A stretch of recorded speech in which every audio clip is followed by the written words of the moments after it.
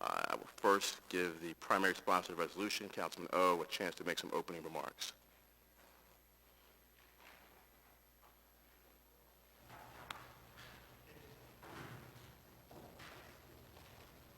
Thank you very much, Mr. Chairman. It was last year that the news published many stories about $500 million in uncollected delinquent taxes and fees. That number may be higher, I'm not sure, but we have included in the information today at least one opinion that there's nearly $800 million in uncollected delinquencies, fees, and other types of things owed the city. We are now in our budget process, and the issue of services that are needed that help our city are critical at a time where we have also just been through an increase in the property tax, and it's very difficult for people to see how we're going to make ends meet. The Pew Charitable Trust study indicated that they believed of the $500 million, $153 million was collectible. And so now there's an issue with what are we doing, what can we do, and what are the best practices available to our city in order to ensure that we not only collect those delinquent taxes and fees as quickly as possible, but that we institute some type of procedures that we will not end up with this type of problem in the future. So I thank you very much, Chairman, for holding this hearing. Thank you, Councilman. We're scheduled to hear from at least 4 panels today. The first panel is Clarina Tolson, Revenue Commissioner, and Alan Buckovich, the City Controller. Please come forward.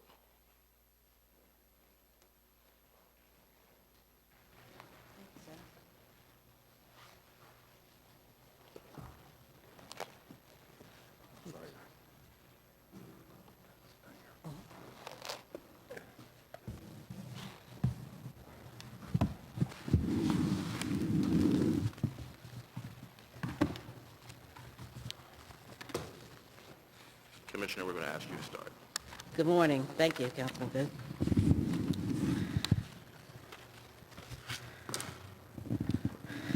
Good morning, Councilman Good and other members of Councilman Yo. My name is Clarina Tolson. I'm the Chief Revenue Collections Officer and Revenue Commissioner for the City of Philadelphia. I'm here today to testify on Resolution 140071, authorizing the Committee of the Whole to hold public hearings on issues related to revenue collections. My testimony today focuses on updating council on the measures the city has taken in the last year to enhance the collection of delinquent real estate taxes, as well as others. The department's overall mission is to optimize revenues for schools and services by creating a culture of compliance where all taxpayers contribute their fair share.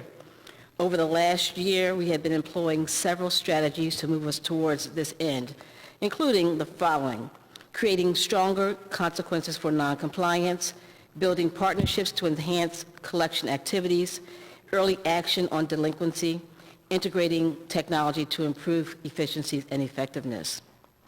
I will discuss each of these 4 strategies and the initiatives we are implementing to meet our goal. However, I would like to highlight several key collection results as compared to last fiscal year. Total school income taxes up 132%. Delinquent school income tax collections increased by 245%. Total liquor taxes up 22%. Delinquent liquor collections increased by 214%. Delinquent UNO collections increased by 33%. 30% increase in total delinquent collections for the school district. Delinquent real estate collections are up 12%. A centerpiece of new collection activity is the revocation of commercial activity licenses for those establishments that have been delinquent in their business taxes. The goal of the program is to change behavior and communicate a strong message that we can no longer subsidize businesses at the expense of children and city services. Fortunately, we believe the message is being understood as we had only shutter less than 40 businesses. In addition, we have seen the number of liquor accounts, a key focus early in the program, increase by 9% in just 1 year. $17 million have been collected since its inception last spring, with $6.5 million from liquor, $6.3 million from BERT, and $2.3 million from wage tax. Another $7 million is committed in payment agreements generated by the program. Sequestration is another innovative program where the courts appoint receivers for properties that owe back real estate taxes. We've revived this program such that receivers can collect the rental income from the properties and operate the properties until the net income from the property has satisfied all delinquent taxes. Since October, the program has collected approximately $2.9 million from 148 properties, with the first properties being assigned to a receiver. As with CAL revocation, the goal is to create an incentive for businesses to pay their taxes. Sheriff sales continue to be an effective tool even as we work in partnership with the Sheriff's Office toward improving the process. The average number of all properties placed in the Sheriff's sale process by the Law Unit and Co-Counsel has increased from 354 per month in fiscals 11 and 12 to 1,065 per month for fiscals 13 and the first 5 months of fiscal 14. As we talk about building partnerships, a key to our ability to create a culture of compliance is our ability to use all information available to identify those who owe.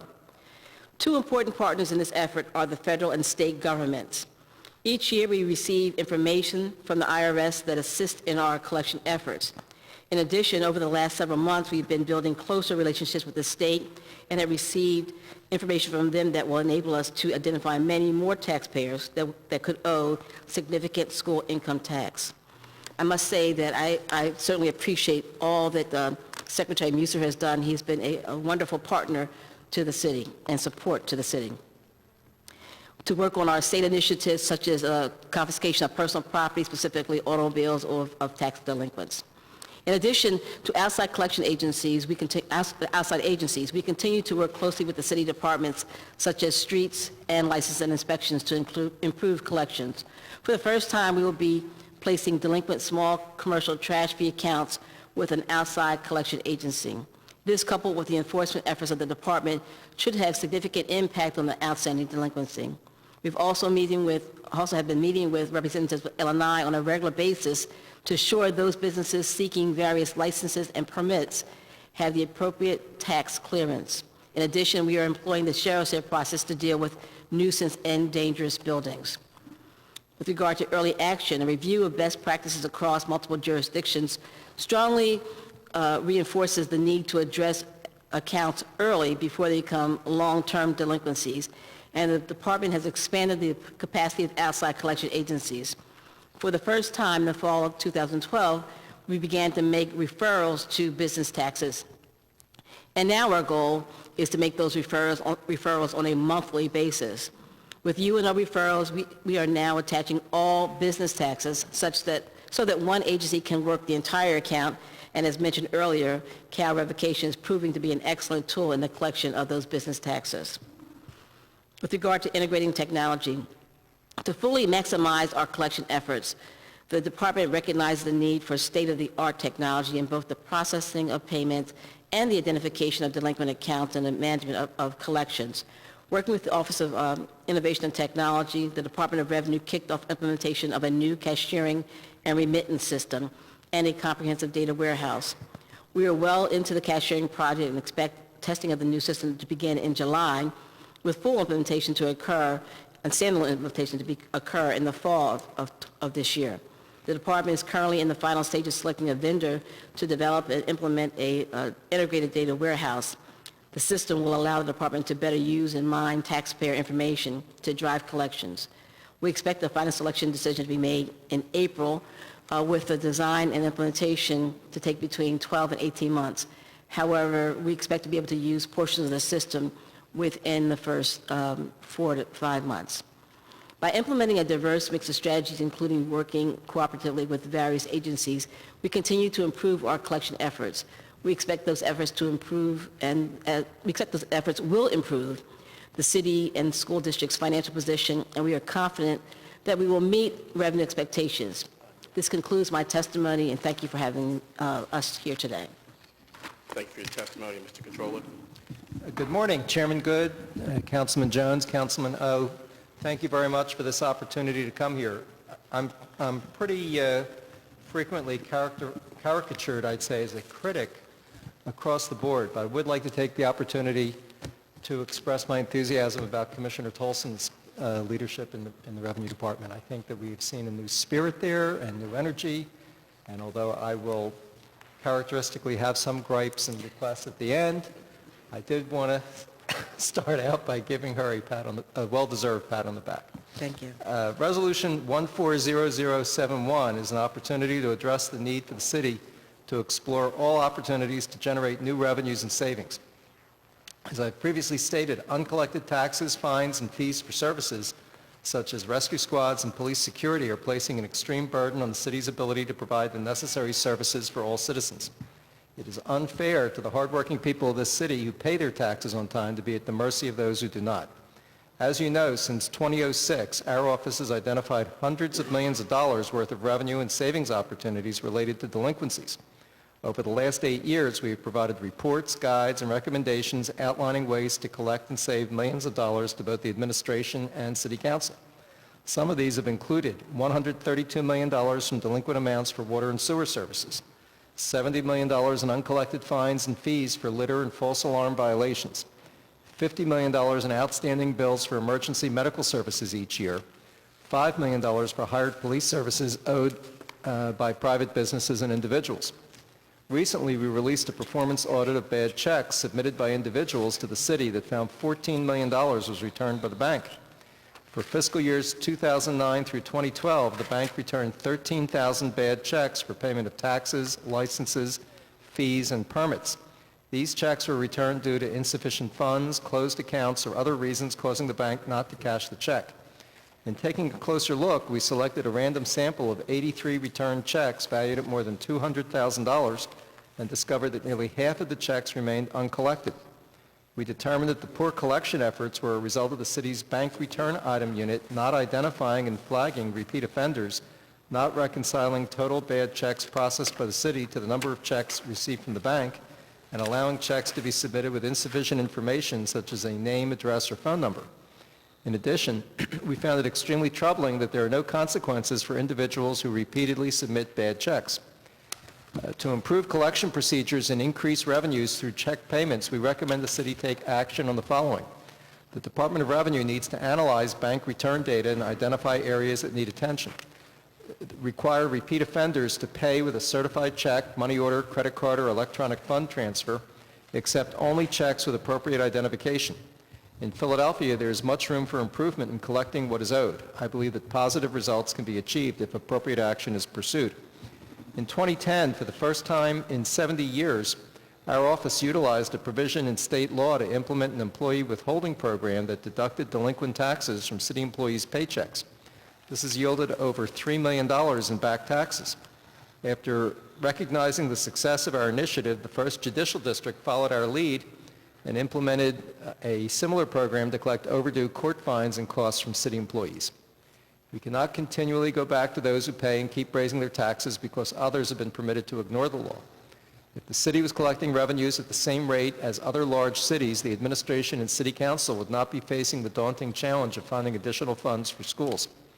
The city must be diligent in the collection of all revenues owed and use all the modern and technological tools available, as well as old-fashioned shoe leather.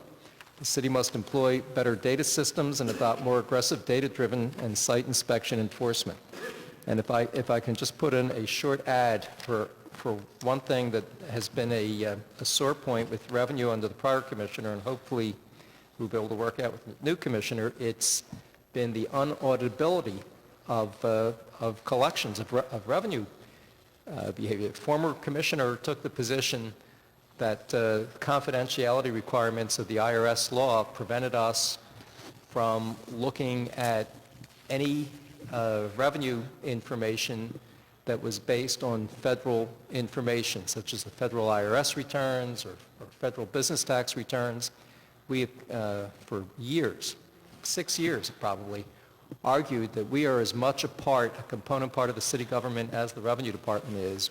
We are prepared to execute any necessary confidentiality agreements, but as the council members here know, Councilman Kenny has been extremely vocal on his own personal investigative efforts of seeing people stop at Home Depot and load up out-of-town contractors and everything, and as we try to run down those leads and see whether there's effective enforcement action, we are frustrated by this iron curtain, this iron wall of non-disclosure of enforcement information that takes us to original sources. There's no reason for it.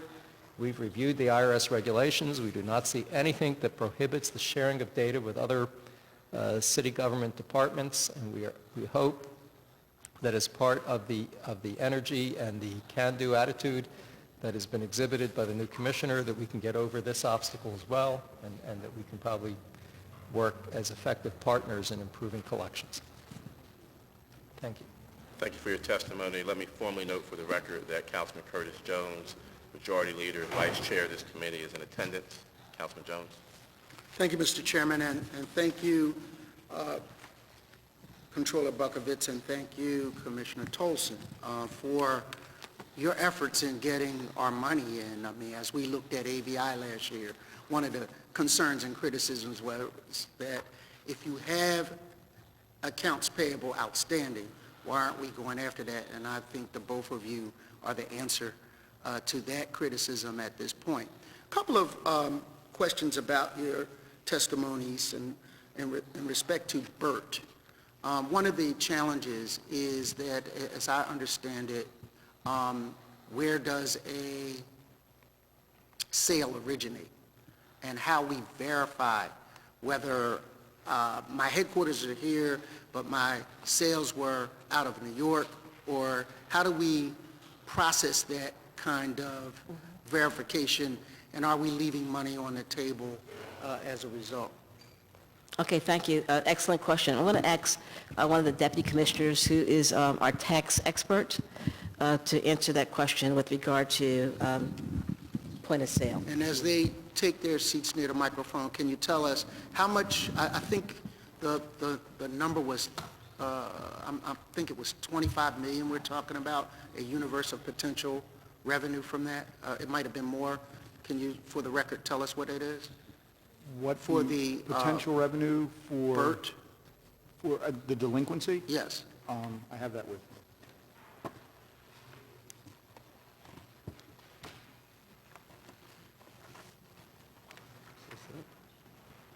No, I think that's right.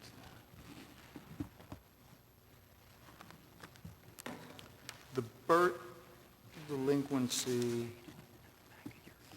for the active period, meaning these are, Say it again, please. the BERT delinquency for the active period, these are within statute of limitations, basically the last 6 years.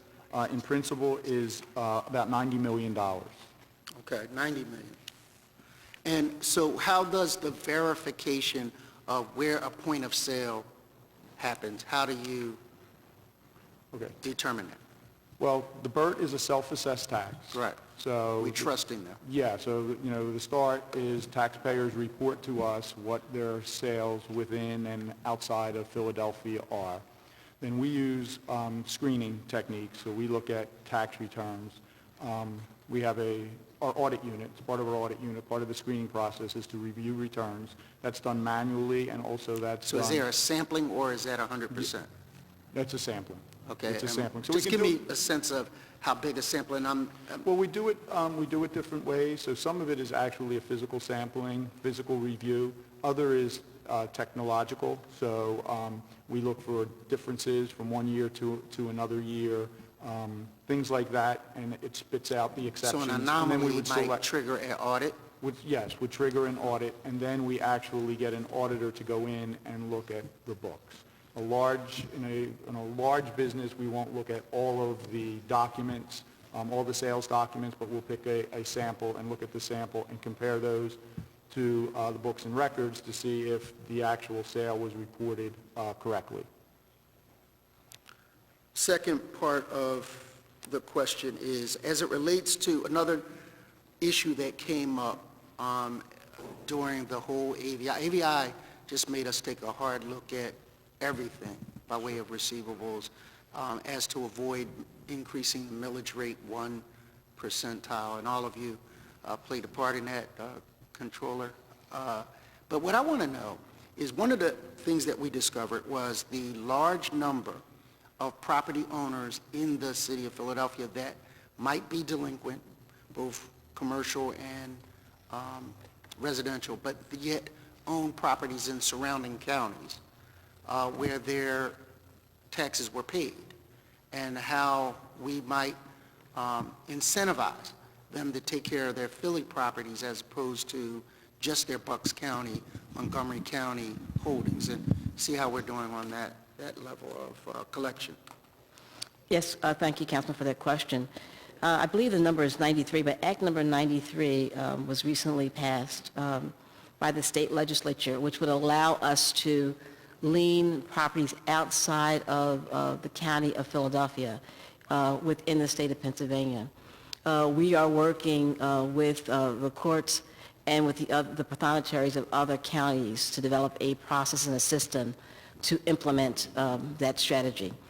We agree, we think it's very important. And we will starting with our first tactic is to look at those folks who have a mailing address outside of the city of Philadelphia. And they'll be the first ones that we'll be addressing in terms of identifying their properties. Unfortunately, there's no single source of data about where property is in the state. However, we do have some taxes that we think will be successful in trying to identify and assist other counties in identifying what's in their state that may be owned by some of our property owners, and then likewise sharing information with the others in their efforts to receive money for their counties.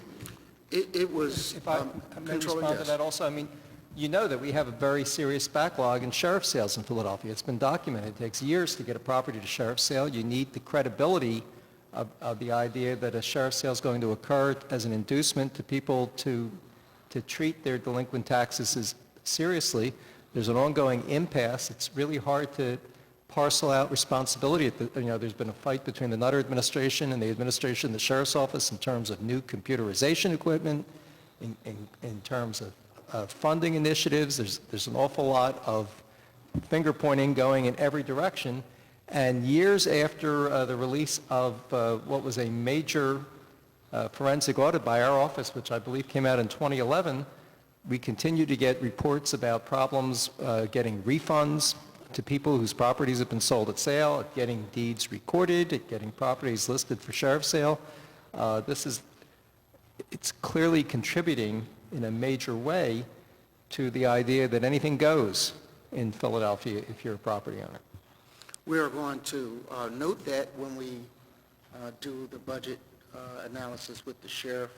And I did read that report and was the genesis of some of the questions we've asked before. We'll see how they're progressing on that. And I think a couple of articles were actually written as a result of that report.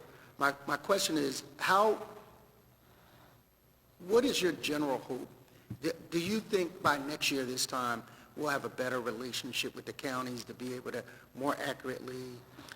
Council, I think that we endorsed this legislation, and we were encouraging our legislature to pass it, and I believe that within 90 days, we're going to be using this tool. As I said, we have a legal team headed by Jim Zwalik in our group, who has been working voraciously to implement since it passed legislature. But it's simply a matter of, one, understanding the filing requirements in the other counties so that we meet their rules, working with the courts to make sure that we are doing it in a way that will be acceptable to them, and then we will be applying the measure. What is your estimate of what that receivable amount is? That I'm not sure of as yet. As I said, we'll have to look. Some people have their mailing addresses inside the city, so the tactic that I described earlier only addresses a portion of that. But we have a significant amount to deal with, so I'm hopeful that that will be one more tool in the toolkit. Our delinquent taxpayers come in different forms, and they have different reasons for being delinquent, and they have different motivations. So our plan and what we have been following is a strategy to use every tool in the toolkit. We want more tools so that if you need a screwdriver, we're going to give you a screwdriver. If you need a hammer, we'll give you a hammer. We've offered the carrots To the extent people have been willing to accept those, that's great. But I think by the numbers that I gave you earlier, we're showing everyone that we're sincere about collecting tax dollars. And I should say that council has been very, very helpful and supportive in our efforts. The CAL revocation program that we first sent our letters out last May, I think that we now have $17 million that's been collected from businesses that were told that if they did not pay, ultimately their businesses would be shut. And those businesses figure out a way to come up with payments. Our first strategic focus was upon those businesses that supported tax revenues for the schools. So specifically, those who had a liquor license and were paying the liquor tax, because 100% of that went to the schools. And as a result, we had bars and restaurants that were coming in with checks for $40,000, $100,000, because they did not want to be closed. And they had believed that, as has been said by Mr. Buckovich, that anything goes. And they paid those who clamored or who pushed them to get paid. And maybe the city didn't push in a way that they found worthy of their note. Now they do find that they need to pay attention to Philadelphia because we want our money. And we're doing everything we have to do it. There are consequences. That's right. Yeah. You do not pay, and it's a business, we will look at our opportunities to address your business issues. If you do not pay your real estate taxes, we're going to encourage you to look into our assistance programs if you can apply to those. If not, develop a payment plan, or if not, understand that there will be liens and then sheriff sales ultimately. A couple of other quick questions, and I'll turn it over to our chair again. Licenses, being able to withhold the renewal of a license, is that one of the tools that you use, and how effective has it been? Yes, we have a relationship with the Department of License and Inspection, specifically Commissioner Carlton Williams.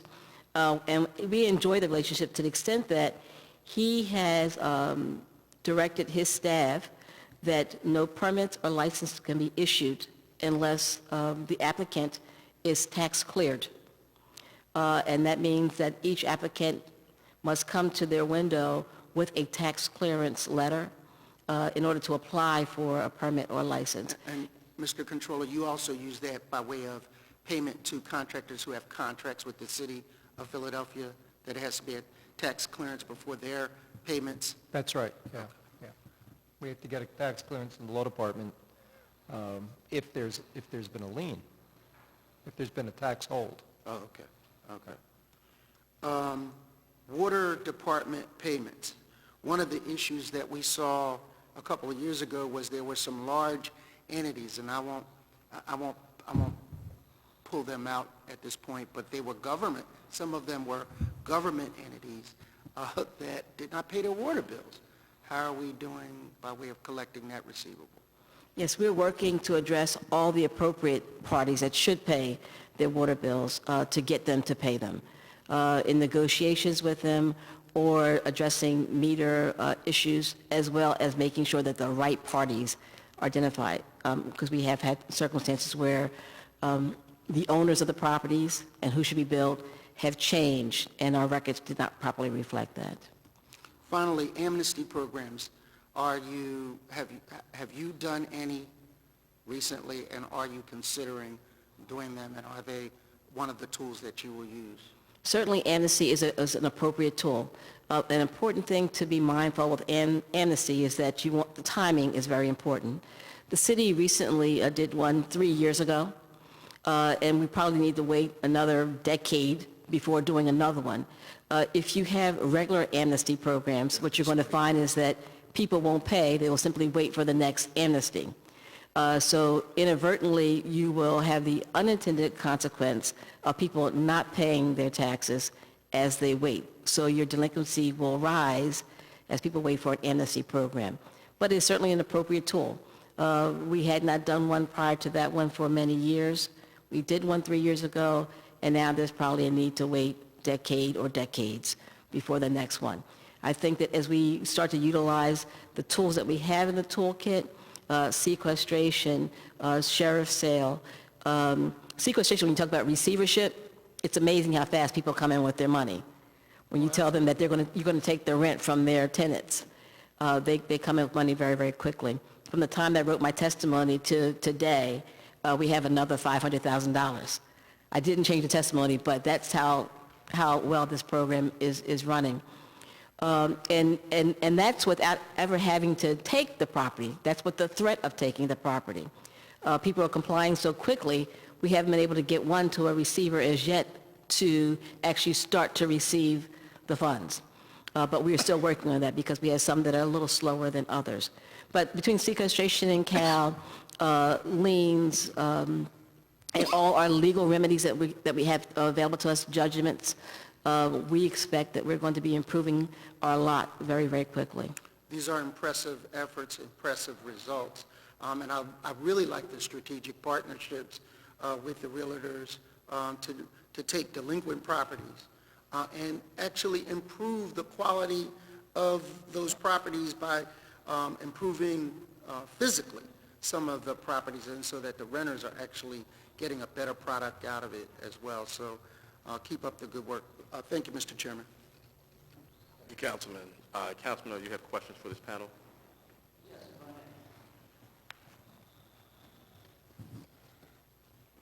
Thank you very much, Mr. Chairman. Good morning, and thank you for coming, and let me also state that I, too, am very happy to see Clarina Tolson as our Revenue Commissioner, and what a great job that you have done in the past, and a great job you're doing right now. I do have some questions, and part of it has to do with, this is a new position for you. You've come in and taken the bull by the horns, but still there's some issues that I'm curious about that I'd like to explore with you.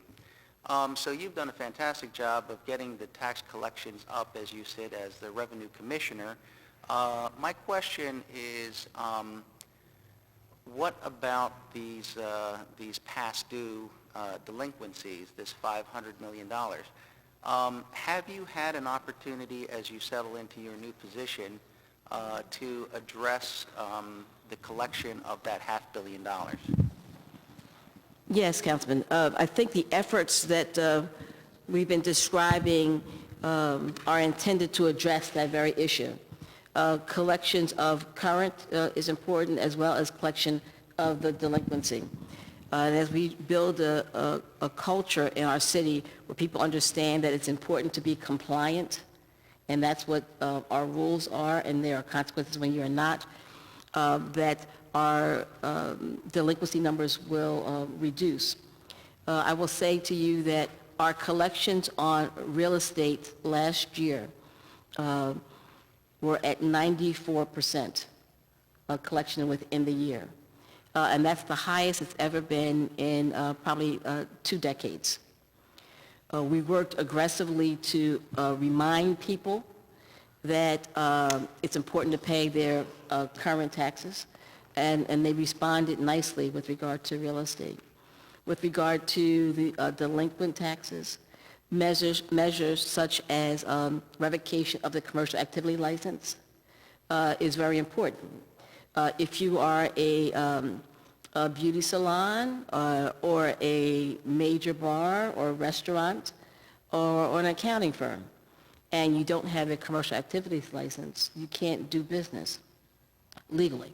So it's very important to people to have all their documentation in order and to stay in business. And we have had to, unfortunately, when people don't respond to other measures, go to the ultimate. When it comes to business taxes, the ultimate is not having a business in operation. When it comes to real estate, the ultimate is losing either the rents from the real estate or the sale of the property. And we've been willing to do that, and the reflection of that is in the results, in the numbers that I showed earlier. Yes, thank you. So according to the Pew Charitable Trust study, they believe that $153 million of the $500 million in delinquent taxes and fees are collectible. Some of these are very old delinquencies. So my question is, of the $500 million that was identified last year, how much, if any of it, has been actually collected? So last year, let me compare end of second quarter data for you.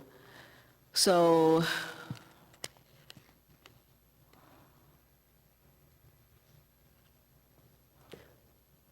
$514 million was our delinquency at the end of December 13. At the end of December 12, it was $533 million. I'm sorry, say that again? At the end of December in 2012, it was $533 million. Oh, okay, yes. So we had a reduction in that delinquency of $18.8 million. Okay, so let me ask you this question then. In terms of addressing the collection of the delinquency, which is this $500 million that's out there, whatever amount is collectible, do you believe that your office itself is able to do the planning, strategy, and collection, obviously with expert input, or do you believe that going to a third-party collection agency is a viable option? What is your opinion on that? We continue to use third-party collection agencies for our real estate and our business taxes. In fact, those parties and those companies handle the majority of our collection work.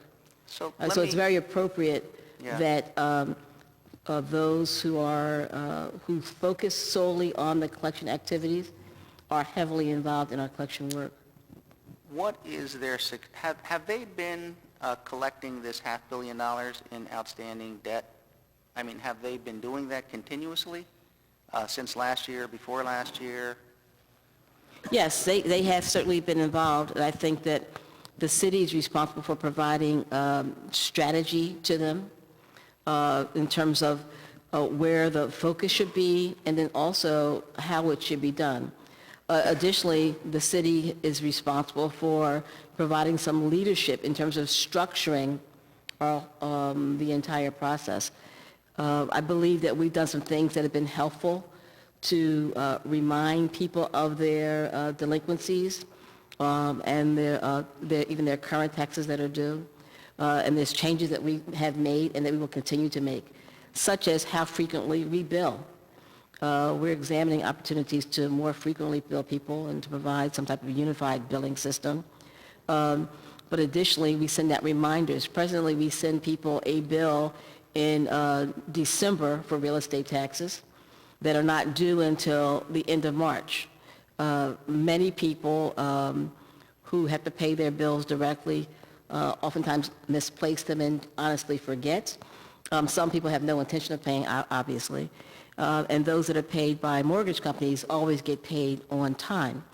But what we've done this year to try to help those who may forget is that we sent out a second bill just recently to say, reminder, bills are due at the end of March. Please, if you have not already paid, please pay. That's a common practice in other industries to bill frequently or to remind people. Here to date, we had not done that. We're doing it now. Also, as a matter of innovation, we did a calling system.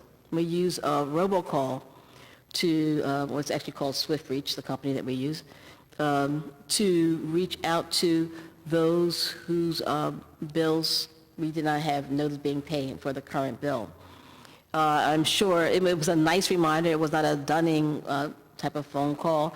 However, it was a reminder that the bills are due, and if you need another copy of your bill or if you just need to be reminded, please take care of the important task of paying your real estate bills.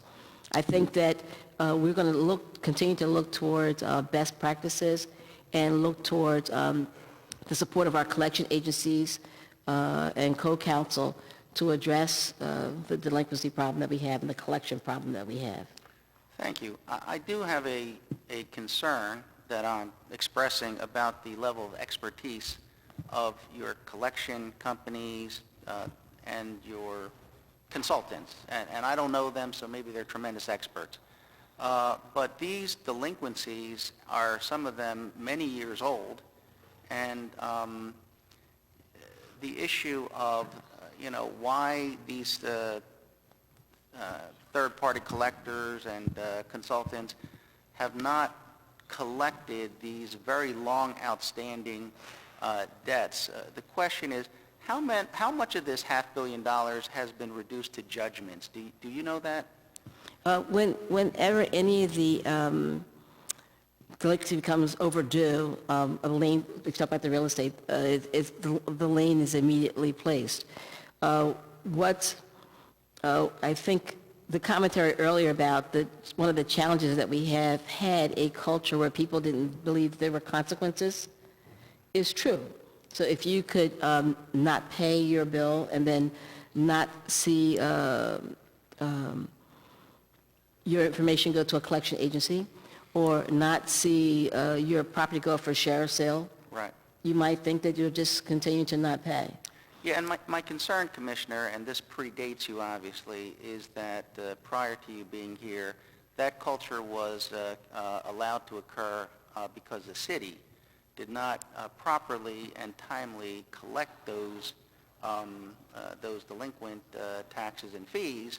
And throughout various points in time in our city's history, there may have been a de-emphasis on collecting. There may have not been a priority for that. And so the issue of how do we now get to a point where we collect those back taxes and fees, and we institute a procedure that for future administrations does not allow for these decades-old delinquencies to occur.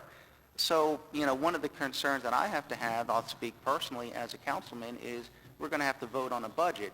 And while, the tax collections are up, there's 23,000 appeals on the property tax. So overall, we're not anticipating getting as much money as was hoped for this year. That we're looking at, various types of promises and intentions stated by the administration, which all adds up to me to be a tax increase. I don't see that I would be comfortable with increasing taxes if I did not see that we were collecting these back taxes. So if there has been a city department with consultants, with third-party collectors, and at the end of it all, since last year, there hasn't been a stepped-up process to get these back taxes. I mean, they're so old that we should be able to collect whatever portion of it is outstanding. I personally don't know the city can do that right now, maybe in the future, but, going to third-party collectors would seem to be a way of getting in money today, right now, before we have to deal with voting on tax increases by the end of this budget hearing. Thank you, Councilman. I think that part of the answer to what you're stating is that if some of that hypothetical were our situation, we probably would all agree with that. However, we are seeing one, significant changes in our collection activity, the money that is coming in. Two, we are utilizing the outside collection agencies and co-counsel. Three, the consequences have been increased, such as the sheriff's sales nearly more than doubling in the last fiscal year. So I think that though you weren't necessarily asking a question, I think the statement that you were making, that some of the elements are not our reality now, so we don't have that same concern. You would not need to have that same concern because our world is changing. Okay, thank you. I have no further questions, Mr. Chairman. Thank you very much. Thank you, Councilman. Councilman Jones, any other questions? Thank you to the panel. Thank you. Next panel is Kevin Gillen, Thomas Ginsberg, and Nicholas Panarella.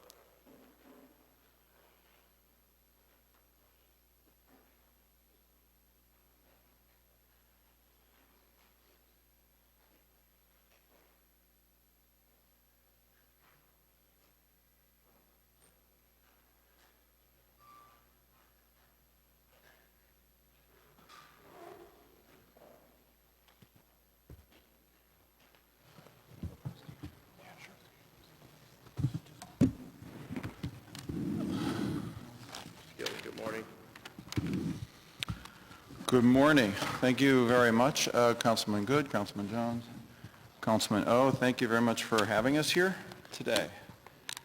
I will start and say a few words, and then Kevin can talk about his part of our work.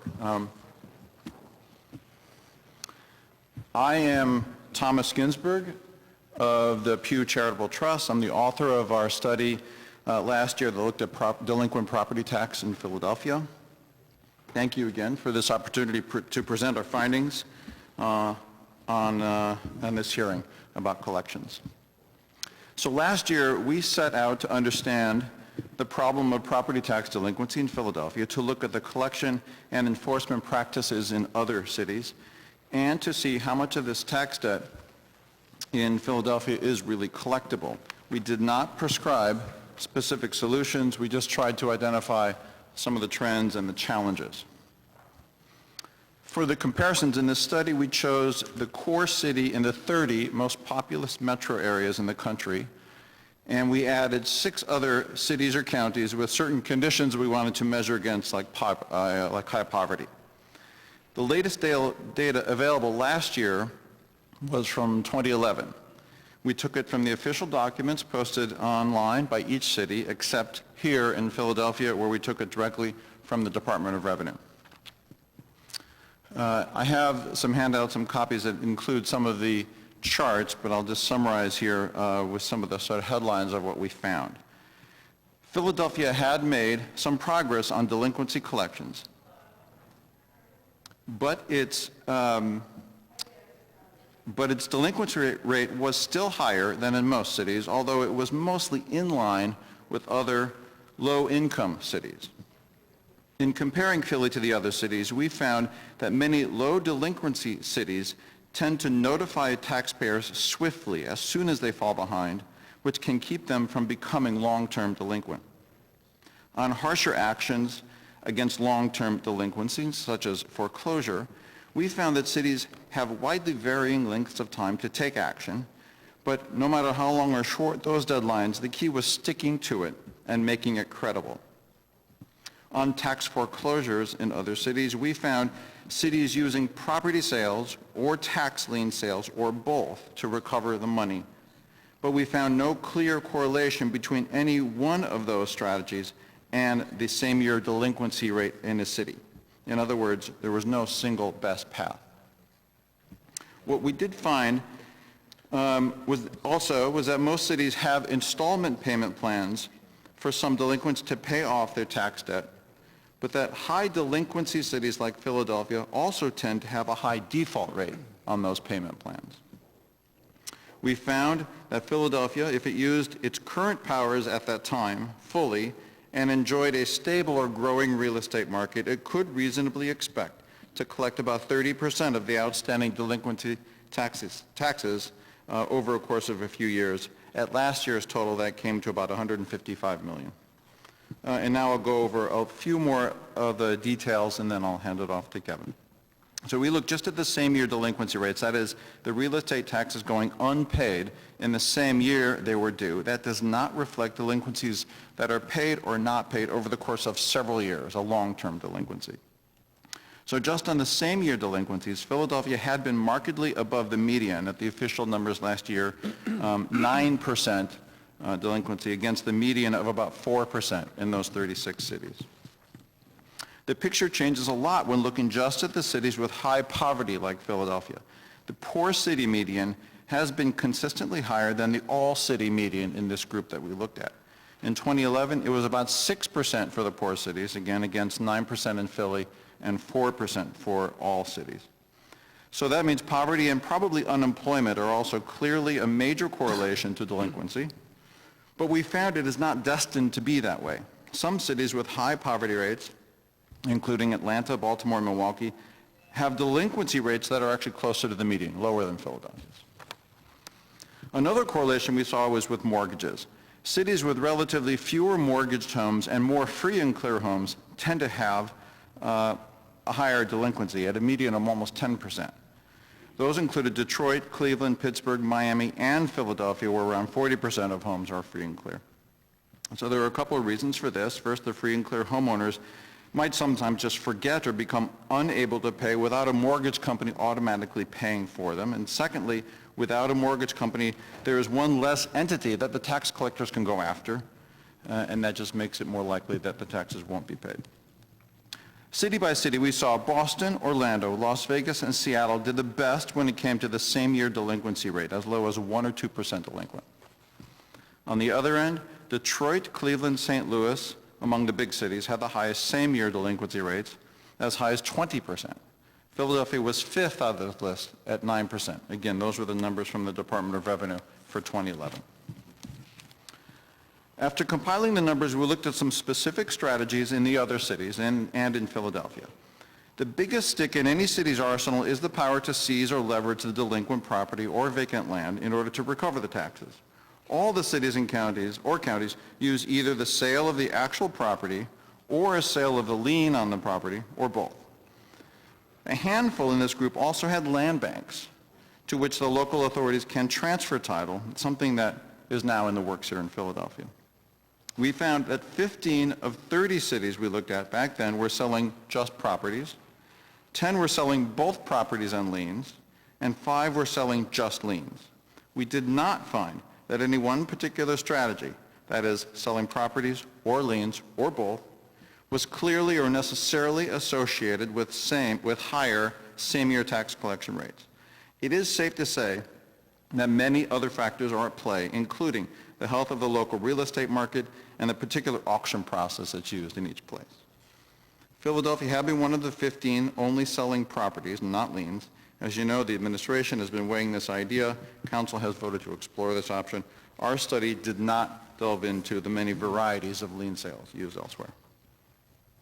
When it comes to collection actions, we found that other low delinquency cities tend to adhere to strict timetables, and that those timetables are often set by state laws.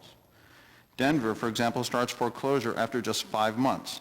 San Francisco actually may go 5 years. But by every indication, these cities don't have much choice but to initiate these actions, and strictness contributes to a culture of compliance. Philadelphia has had a lot of discretion under a Pennsylvania statute dating back to 1923. This law was amended a few years ago to empower a city to begin foreclosure at 1 year after delinquency, but there is no enforcement mechanism in the law, and as of last year, Philadelphia had chosen not to strictly enforce this 1-year deadline on itself. Then last June, council passed and the mayor signed a local ordinance requiring the city to start acting on this deadline.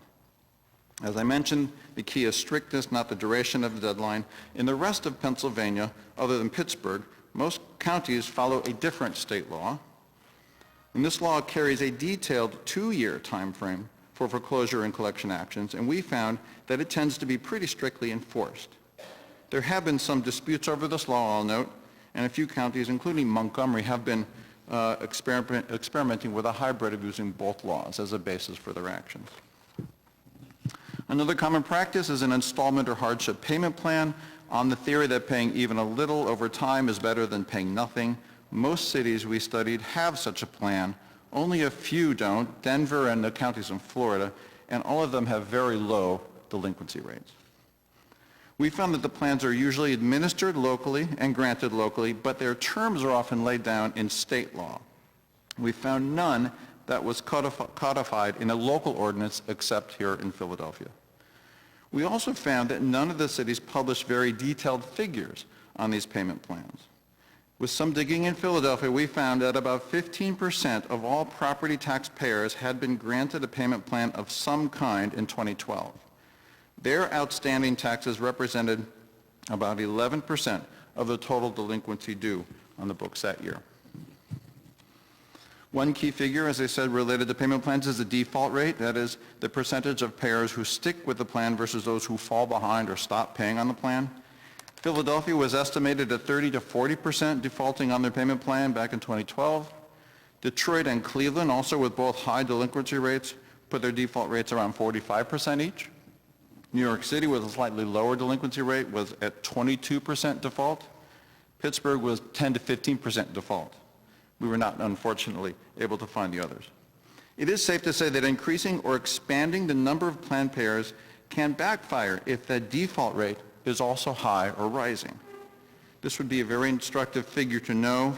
Philadelphia, as I said, does not publish it, but it would be helpful to know as more people sign on to these payment plans going forward.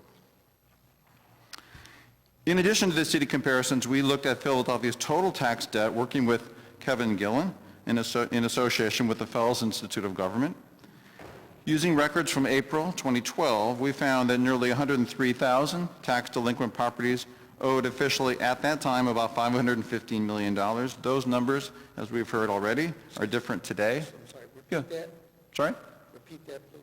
We found that it was nearly 103,000 parcels. I can get the exact number for you if you like. And at that point, the total debt was about a little less than $515 million. Let me be clear. Also, again, those numbers have changed as the Commissioner has already testified. Our study in particular did not look, in compiling these numbers, we did not look at the impact of a land bank, which is now in process. And contrary to some reports, our 30% figure actually did not account for the use of a tax lien sale. I'm going to hand it off to Kevin now to explain some of the details of how we arrived at those numbers. Thank you.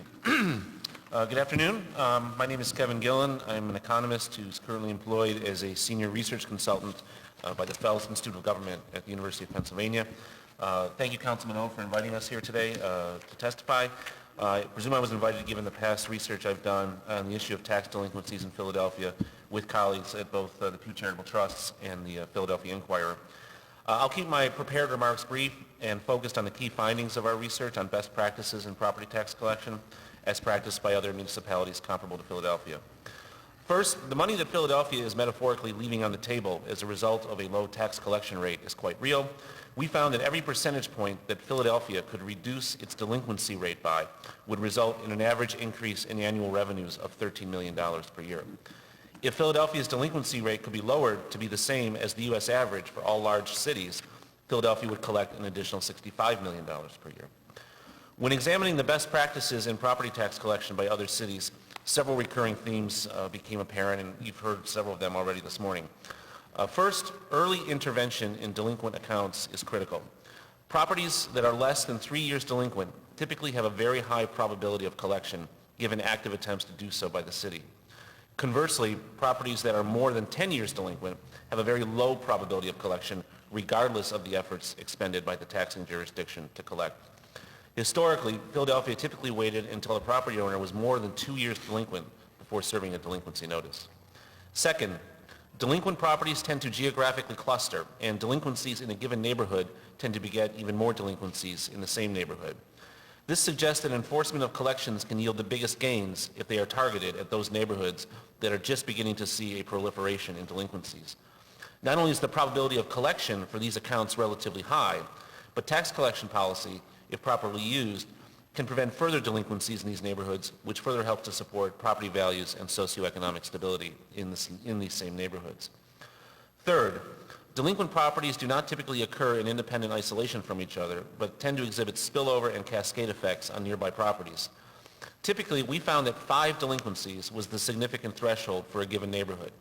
That is, once a particular neighborhood has 5 delinquent properties, the number of additional delinquencies tends to proliferate thereafter quite rapidly.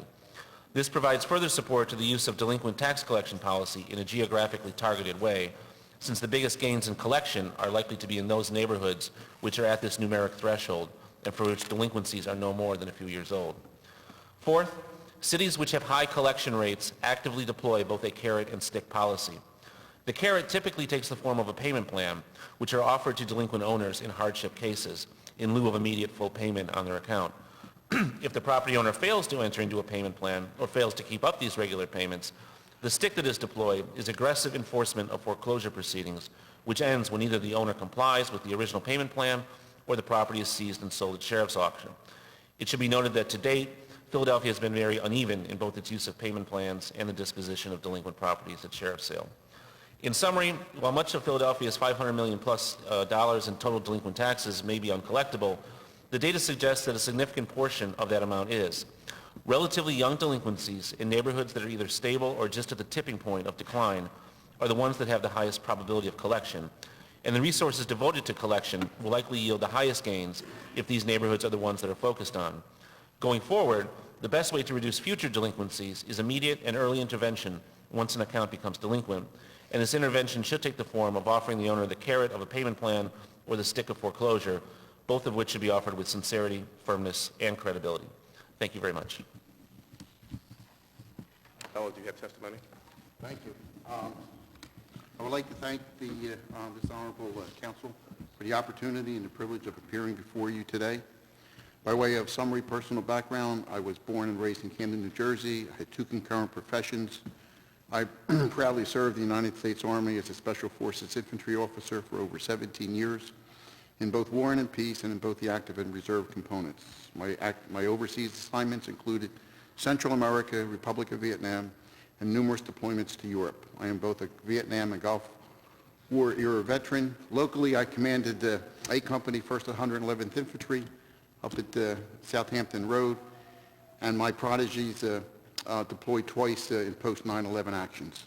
Professionally, after returning from Vietnam, I attended law school. My first position was as an assistant city solicitor for the city of Philadelphia. After having developed an expertise in city tax matters, I passed the New Jersey bar, resigned my position with the city, and became the city's New Jersey co-counsel, where I represented the city's interest in collecting wage taxes from New Jersey residents who generally worked for federal installations but worked within the city and were refusing to pay their lawful obligations.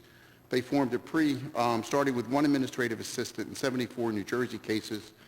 I grew that business into a national tax administration and enforcement agency that was fully integrated with my law firm. At its peak, located in Philadelphia, we employed over 250 employees and tax professionals. We operated in 14 states and had over 60 client jurisdictions. Notable clients included the states of New Jersey, California, and Oklahoma, the District of Columbia, and the cities of Philadelphia, New Orleans, Detroit, Pontiac, Flint, Kansas City. Locally, we also were the tax administrator. In other words, it's the Department of Revenue for the city of Chester, Norristown, Media, Westchester, and Ben Salem. We were proudly endorsed by the National Conference of Black Mayors and was awarded in 1996 the Department of Public Welfare's prestigious Employer of the Year Award for our program of training and then hiring former Philadelphia area public welfare recipients. I noted the personal background because only one of the city's co-councils, I believe, is physically located, one of the collection agencies is physically located in Philadelphia. Some of the high points in my representation of the city include successfully litigating over 30,000 cases against non-resident federal civilian employees.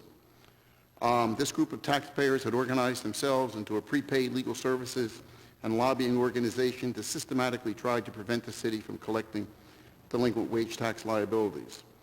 This group picketed my home and office, had my father arrested, and tried to have me disbarred. It failed, and today there is near virtual compliance by this taxpayer group. We initiated the first taxpayer discovery program ever mounted by the city. Most notably, this included bringing all of professional sports into tax compliance. We also conducted several regional programs, such as the creation and use of regional tax returns to ease the compliance burden on multi-jurisdictional taxpayers, such as law and construction firms. All of these programs were conducted without using collection agency tactics. Instead, we relied upon the judicial system to reduce our claims to judgment. In doing so, and in conjunction with the city solicitor's office, we helped sustain the creation of tax courts in both the Court of Common Pleas and municipal courts. When we talk about tax administration, I think it's important that it's a house. The roof is tax return processing. It is supported by 3 pillars.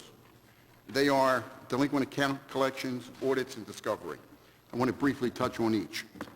Tax return processing.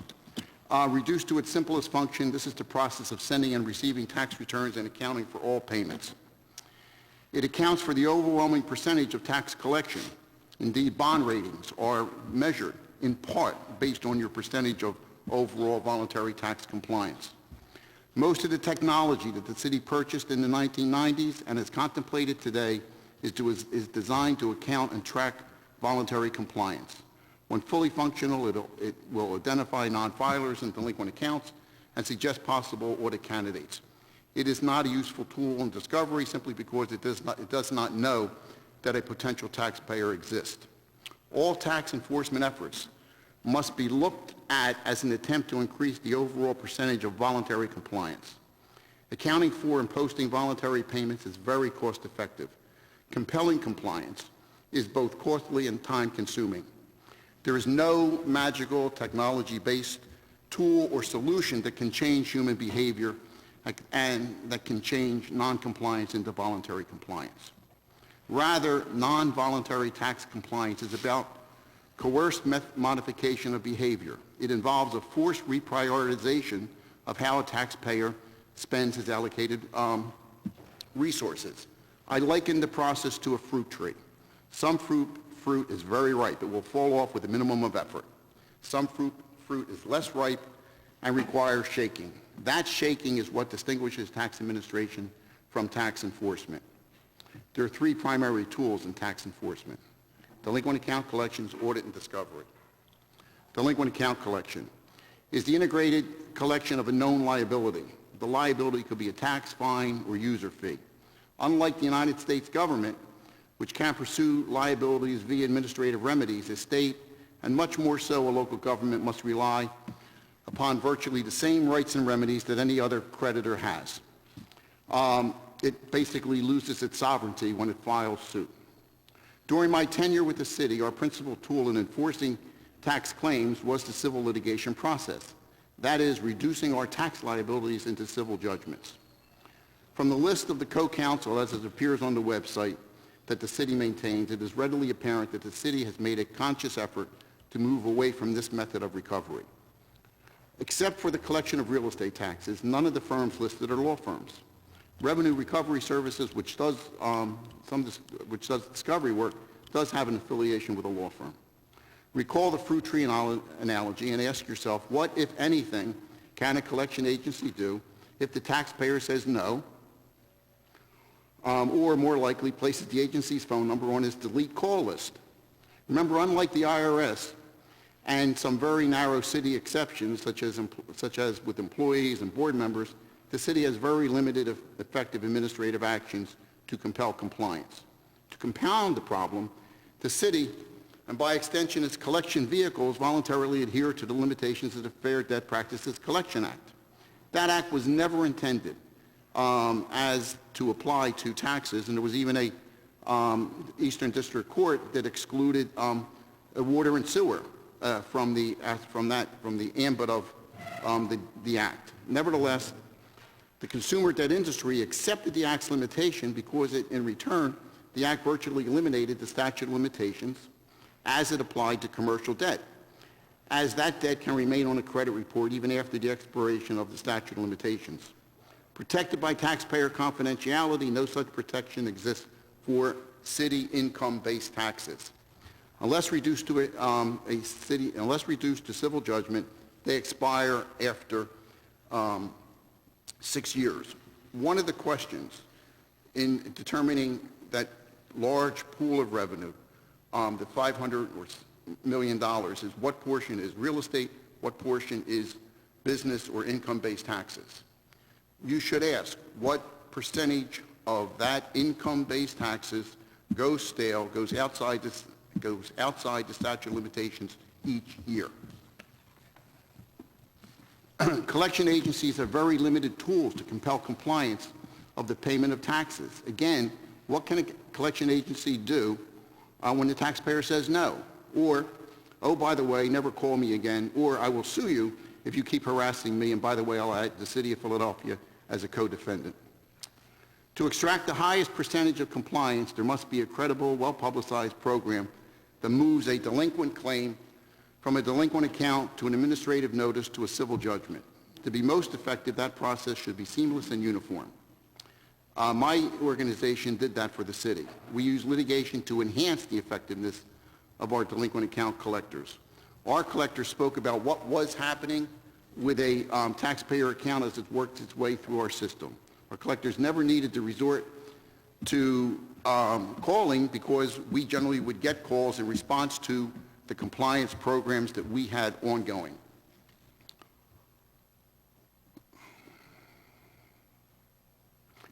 Collection agencies have a lot of false bravado. It's really a lot of, this could happen maybe sometimes in the indefinite future. Collection agencies can neither file nor litigate cases. They cannot seek the imposition of judicially sanctioned execution remedies. Applying again the fruit tree analogy, the initial contact with the taxpayer should be reserved for the city. I read that in one of the contracts, the city was paying a firm 18% to send out first notices relative to business taxes. That should be the province of the city to collect the easiest money. Reserved for the outsourcing should be the most delinquent taxes or accounts. Audits. Audits validate the accuracy and completeness of a filed tax return. A credible and well-publicized audit program compels a higher, more accurate rate of voluntary compliance. The absence of an effective comprehensive audit program invites underreporting. Audits are also a good discovery tool as unregistered businesses doing business with registered businesses within the city may well be city taxpayers as well. For the City of Philadelphia, an effective audit program must extend beyond the reach of a SEPTA bus ride.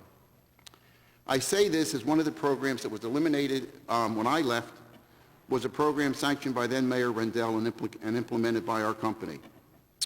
We were responsible for all audits outside of a more or less 50-mile radius of Philadelphia. It was becoming a highly successful program. There is no such program today, and no distant audits are taking place. It is axiomatic that the absence of a credible enforcement program invites noncompliance. In preparation for my remarks, I called a very noted state and local tax attorney in the city and said, "What is the city doing in this area?" He said, "Nick, absolutely nothing." Discovery. Discovery is challenging the known taxpayer base with a series of programs that are designed to find taxpayers who are not registered with the city. This group is particularly heinous as the unregistered taxpayer competes with a compliant taxpayer for city-based business, and the absence of the inherent cost of city tax compliance gives that non-compliant taxpayer a distinct advantage over a compliant taxpayer. Between 1992 and 1998, we collected more or less $50 million of newfound revenue for the City of Philadelphia from our discovery operations. Of equal importance, we created a new generation of non-resident business taxpayers. With over 20 years of compliance, those initial payments, substantial as they may well be, pale in comparison with the years of voluntary compliance that have occurred since. Most notably was the compliance program that we instituted relative to a whole industry, which was professional sports.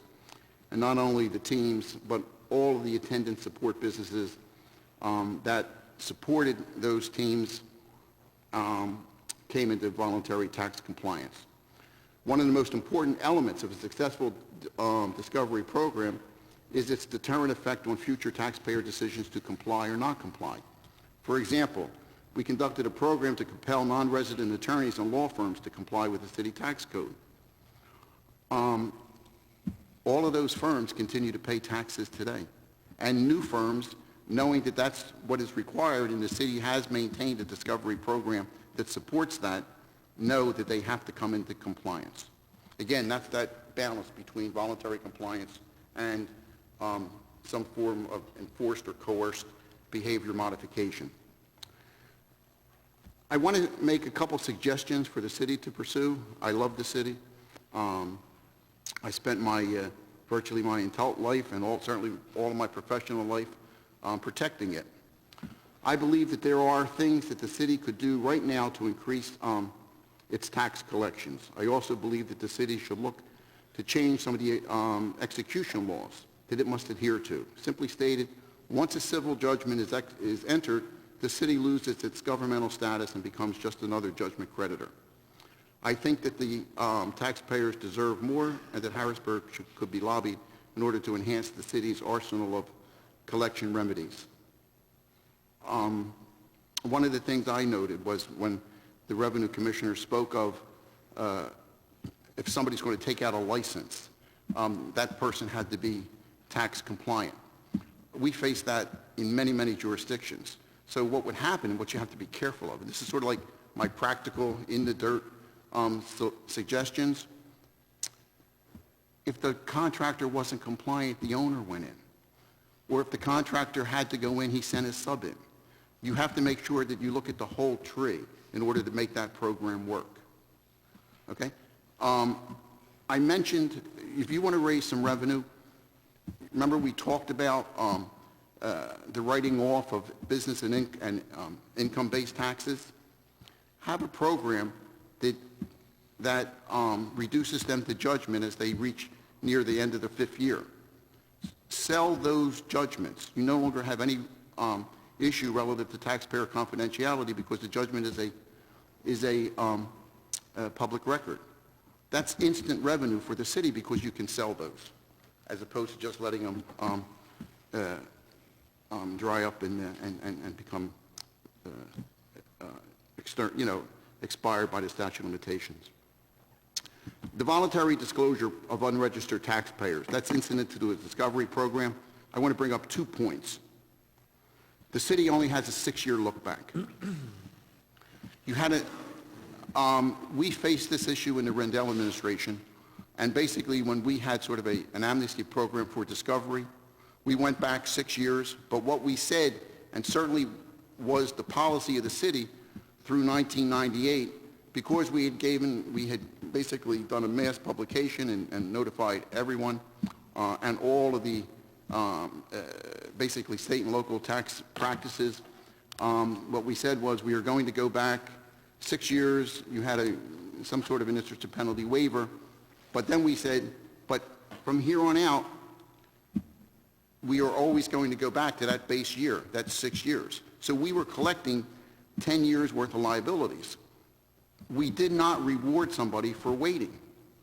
If you only have a fixed 6-year look back, you sort of invite a person to pick and choose. Now, of course, they're playing a risk, but they pick and choose when they want to come in and settle. The city also has a no audit pledge. In other words, if you come in for your pre-designated 6 years, pay the liability, we won't audit you. To me, that's a concession too far. Why would you give up the right of audit? To me, it's just as I said. Remember the movie A Bridge Too Far? It's a concession too far.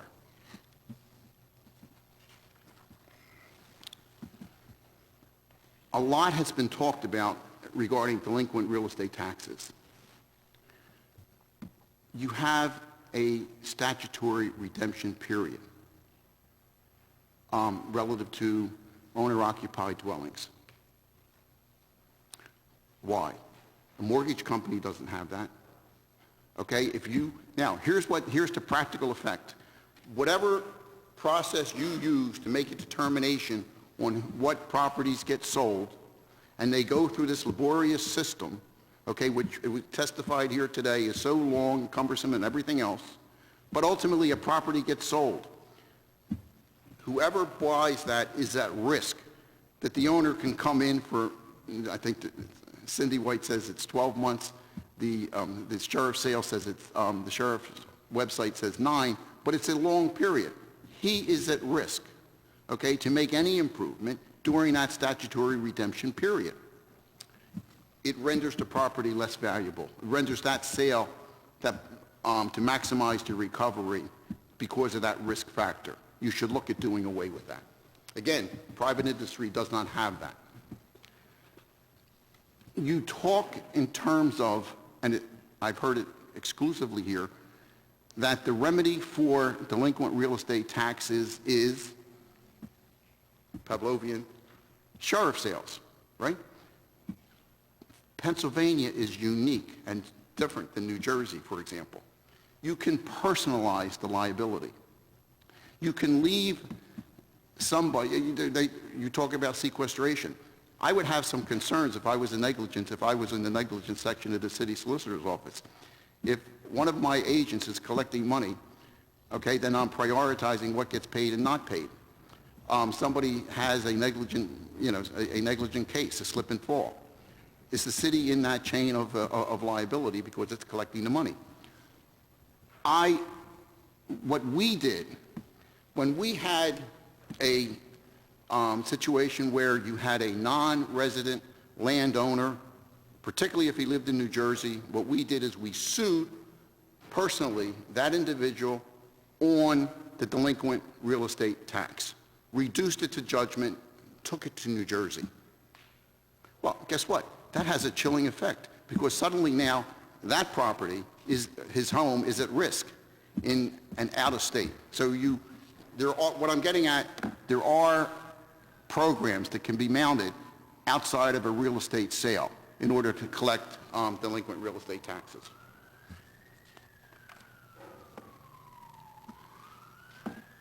I'm not sure that you can do this, so I'll cover it very quickly. I had mentioned to these gentlemen that in order to compare cities and rates of recovery, you have to look at really the status of how properties are owned. So, for example, in New Jersey, everybody has and would be familiar with the concept of tenants by the entirety. Okay. In Pennsylvania, that's inviolate. I mean, you can't break it. In New Jersey, you can. What happens is you take a judgment. Remember, I brought that real estate judgment from Philadelphia over to New Jersey, and I did this, okay? We did it for years. And what we did is we sued. The wife wasn't liable, but what happened is we could become a tenant in common subject to a right of survivorship with the wife. Our taxpayer is now out of the loop. Beyond that, that loss, that breaking of the tenancy is a technical default on his mortgage because there's been a change in ownership. Guess what? We've gotten somebody's attention, and we didn't need to burden the sheriff of Philadelphia County in order to get our tax paid. There are orders to pay. Now, here is where I can cover these. There are orders to pay, essentially a judicial order that if all else failed, we bring somebody before court, you have discovery, and you say, okay, these are your assets, these are your liabilities, this is what you make, these are your expenses, you can afford to pay X. You don't have that remedy here. You should. Now, what happens is, in an extreme case, when somebody doesn't pay a judicial order, well, that's civil contempt. We actually had to have somebody arrested once in order to compel compliance with a court order. There is nothing wrong in asking Harrisburg to say that for all taxes generated by cities that are first class, that we would have a right to a wage garnishment. Okay? Get a judgment. You say, oh my God, you're going to garnish somebody's wages. If somebody, you have people live side by side. One gets 1099 income, the other works and gets a W-2. The W-2 has been withheld. Okay, the guy who worked gets the 1099, it's not withheld. But it's the same remedy, right? At the end of the day, it's the same thing. They should be held, each party is getting the same level of city services. You should ask for that remedy from Harrisburg. Become more, say, hey, guess what? We're not a stepchild. We want to be self-sustaining. Help us to help you. Travel audits. I went to, we audited, as I mentioned, some of the list of my clients. We audited for those client jurisdictions. The city wasn't. The city doesn't now. A successful discovery program invites compliance by remote taxpayers. When state and local practitioners look at where they allocate revenue, boy, isn't it good to allocate it outside of a high tax jurisdiction, a la Philadelphia, as opposed to a lesser tax jurisdiction. If there's no credible audit program, it invites underreporting, and the city doesn't have that now. Interstate tax enforcement. You heard the Revenue Commissioner mention with pride, and I agree, that they are exchange agreements with the state and with the federal government. They are domicile-driven databases. In other words, what the city's getting is taxpayer information with anyone filing a zip code with a 191, because that's Philadelphia. When I represented the city, I represented, as the tax administrator, all of the county seats and the state of New Jersey, and we had an information exchange agreement that allowed us to share data with each client jurisdiction. It was immensely beneficial to Philadelphia, was a significant aid in discovery and in audit selections. The city should have something like that now. As she indicated, you don't.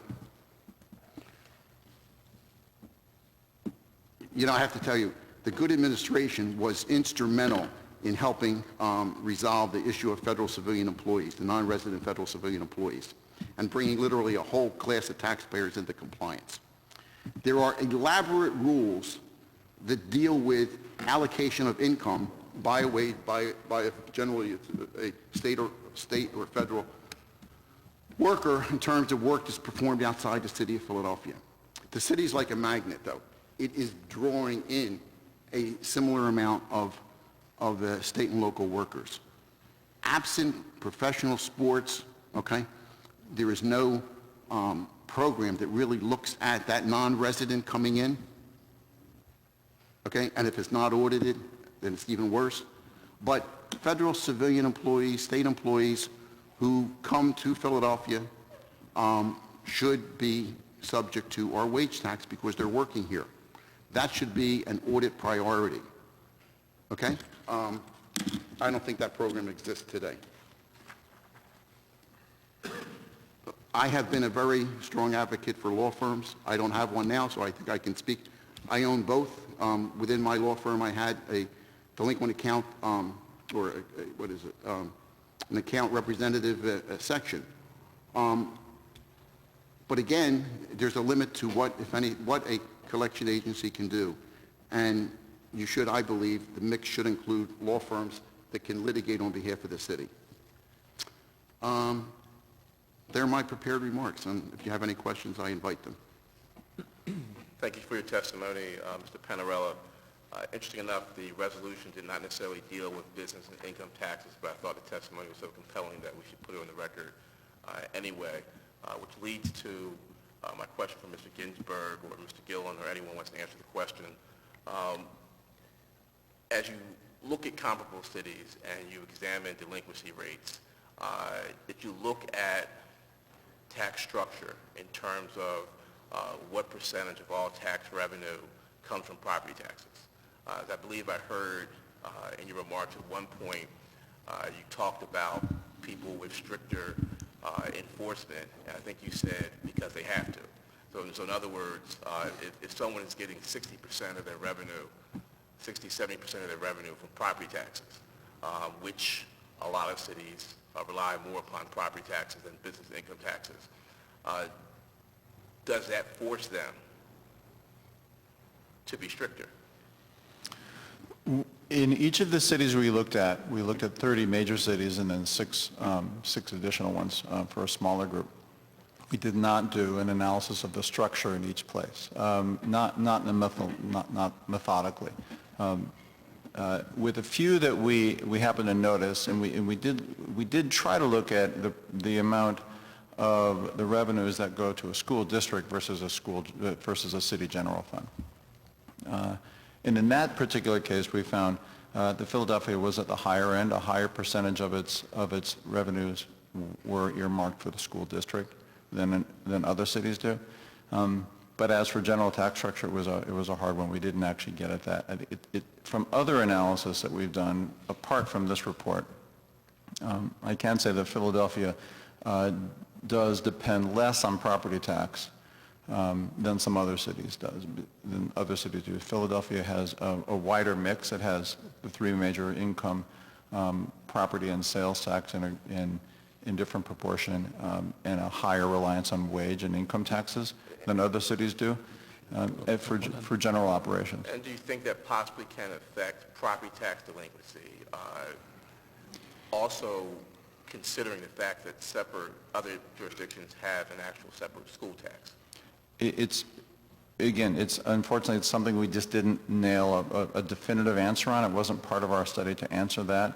I think it is fair to say that when you have a big source of money coming from one particular tax, you're probably going to pay attention to it as part of a total spending. But our study didn't answer that question specifically. Yeah, I think it's an excellent point that the councilman makes. I get asked all the time, why exactly do you think Philadelphia has such a high delinquency rate? And, people will ask, what are the specifics? Is it the fact that, our sheriff is independently elected as being opposed to being appointed by the mayor, or our foreclosure process in Pennsylvania is not as well defined as, say, in Texas or what have you? And I'll say, well, ultimately, at the end of the day, as you well know, Philadelphia is unique amongst cities in that it relies disproportionately on wage and business taxes as the primary source of revenue. Property taxes, I believe, constitute only 15% of all revenues.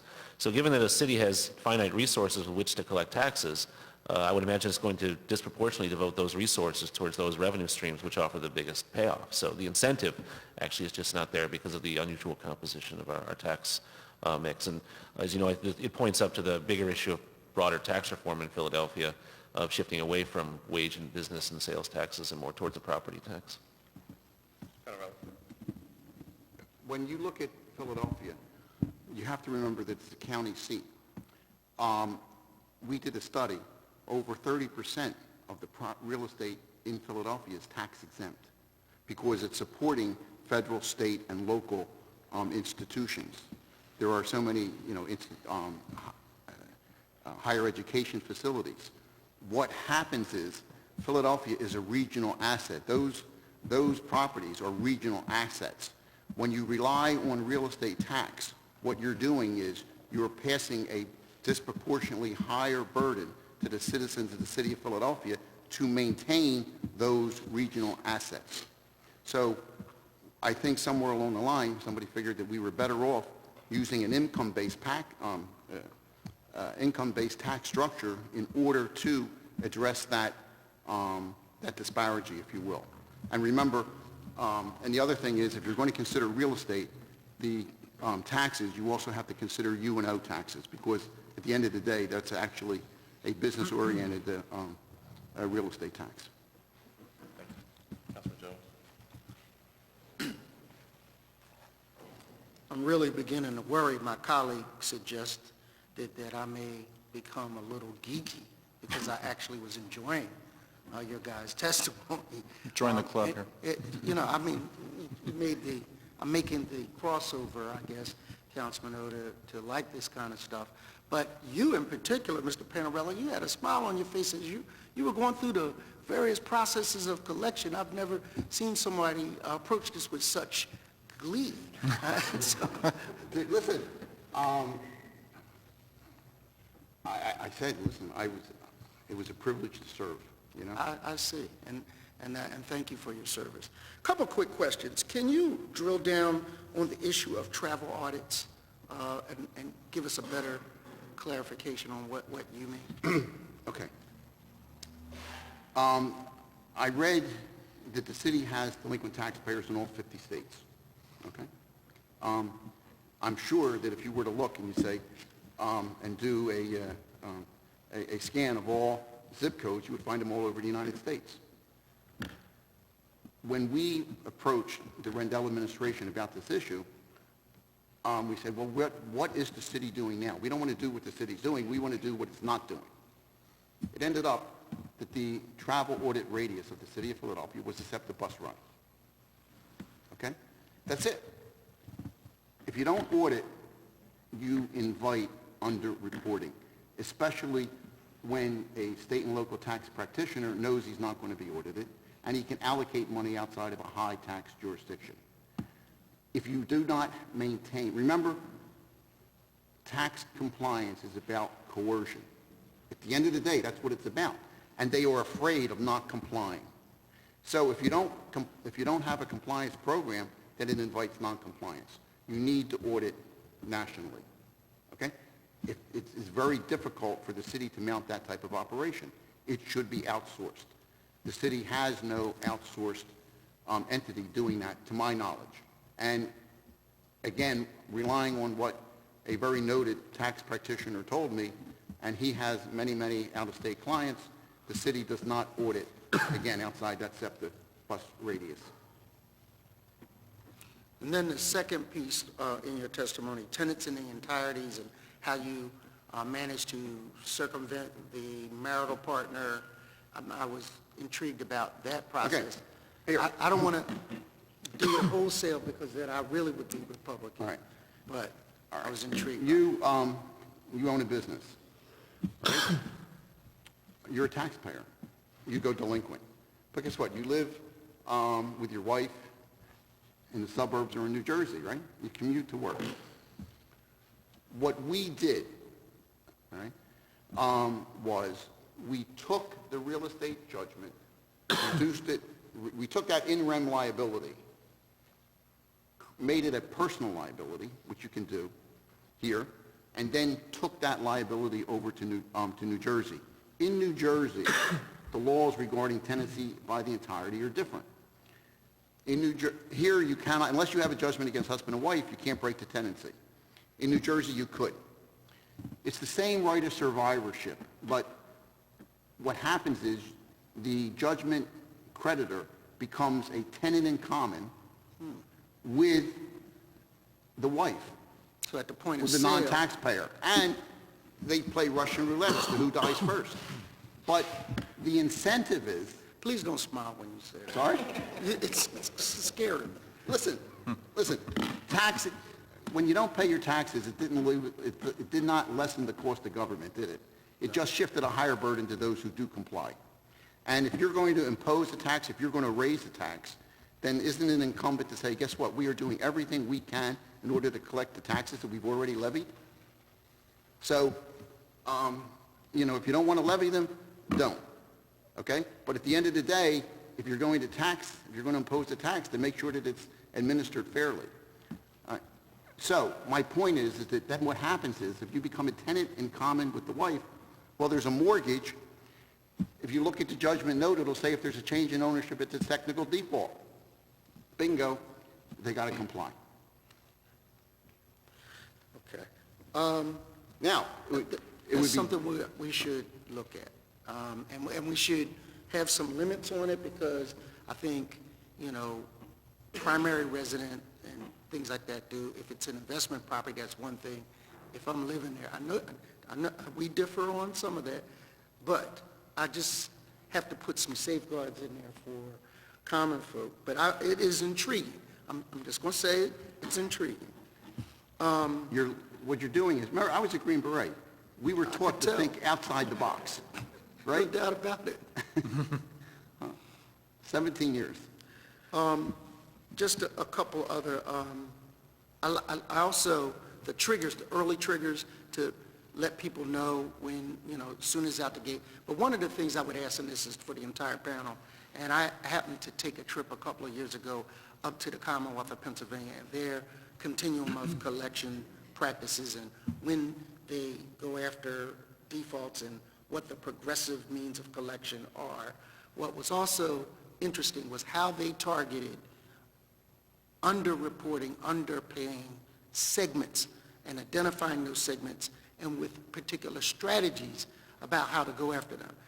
One of the questions was if it's a doctor's office and what licenses can be attached. But how do you identify, what do you think we should be doing to identify people that are willing to pay if contacted, but also people that, at what point should we do what we did under the Rendell administration, sell off the bad receivables, get a payment?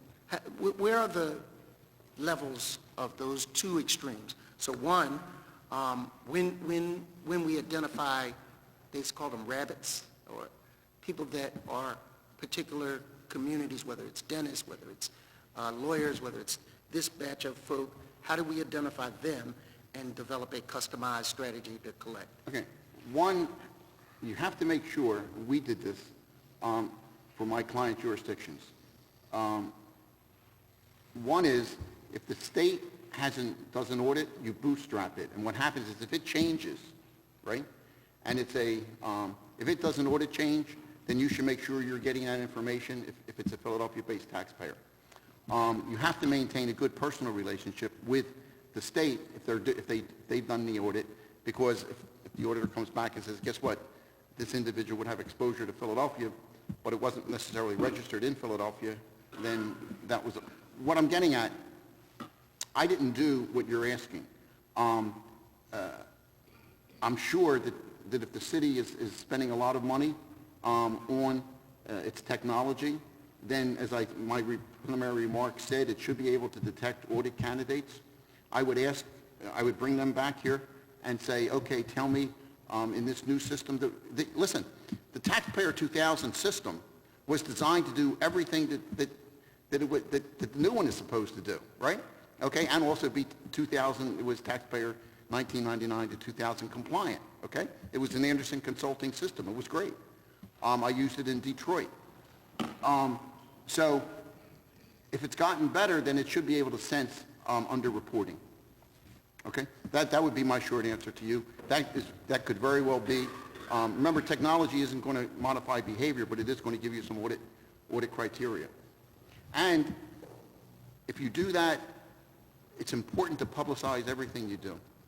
It's not a professional boxer saying, guess what, you're going to pay. It's actually saying, here, this is what happened to this taxpayer, right? Okay? Reminds me of when I was in the playground. They said, make your first fight notable, and then you won't have to fight so much. If I could just make one point on your question, what we found in other cities, and then analyzing what we did with the numbers here, was that there is a difference between the new delinquencies and the long-term ones, and how you approach them, and how you look for leverage and methods to go after that, and going after the new ones very quickly with notifications and aggressive phone calling or mailings, and those strategies are different than you would use for the long-term ones. And if you imagine the delinquency is this giant pot, and it's being fed from two different sources, reducing one is very important, but if the other one keeps filling in every year with more delinquencies, if those young ones you let them become old, that just keeps that one growing. So I remember selling off about, no, I didn't do it, but the Rendell administration sold off about $20 million, or what was it? They got a one-time payment. Right, and remember, I was involved in that. That was, that actually had a AAA rating from MBIA, if you recall. I want to make 2 points. There are cycles. Talking to Mike. I'm sorry. There are cycles to tax compliance or non-compliance. Like, for example, if you do a discovery program, it has to be done every 10 years.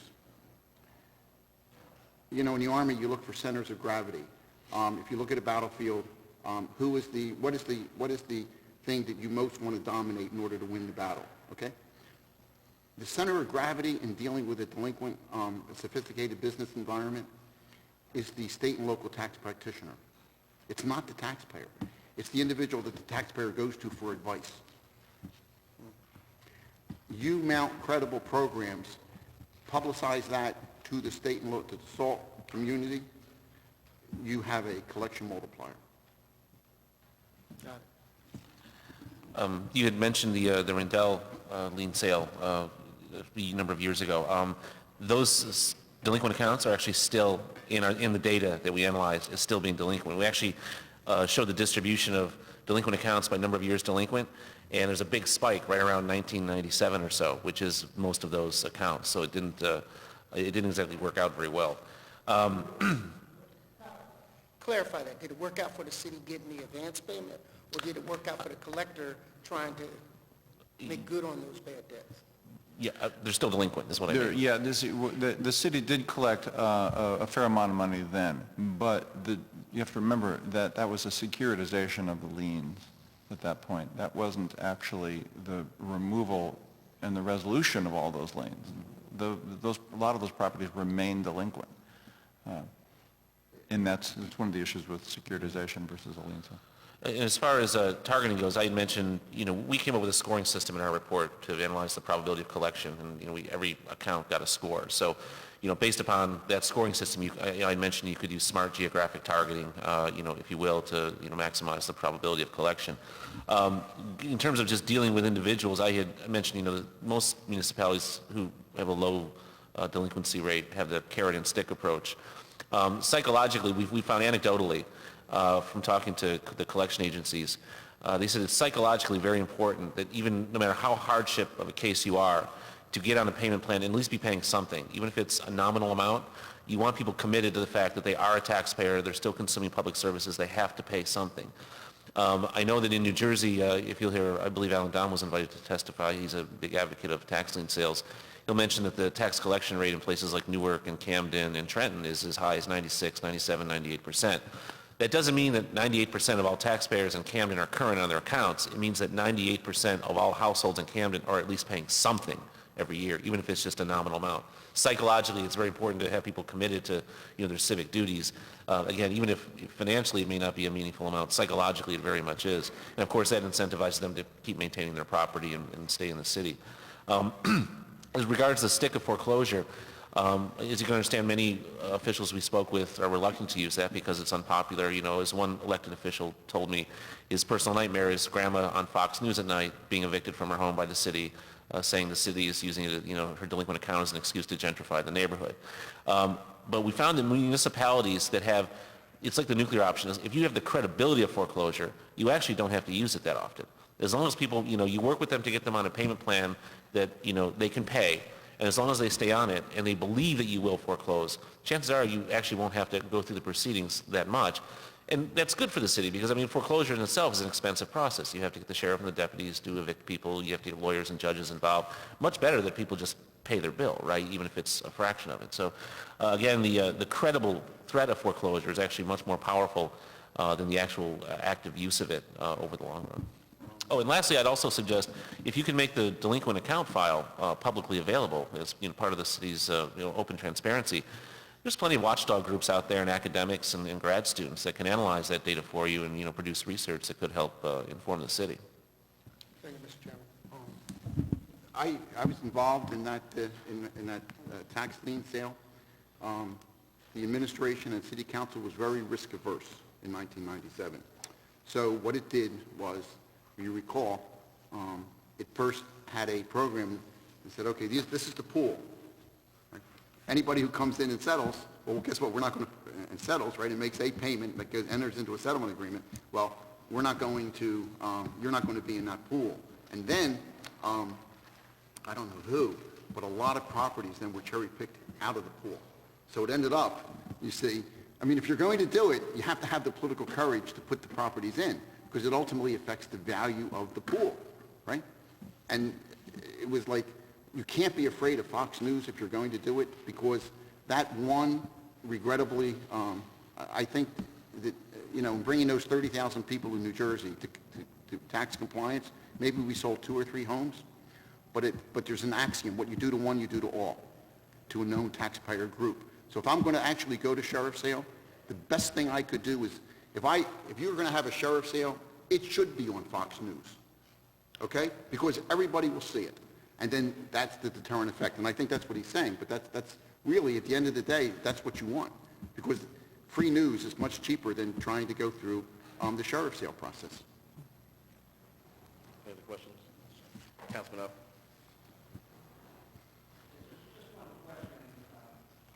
Yeah, I'm sorry. Thank you. Just one question.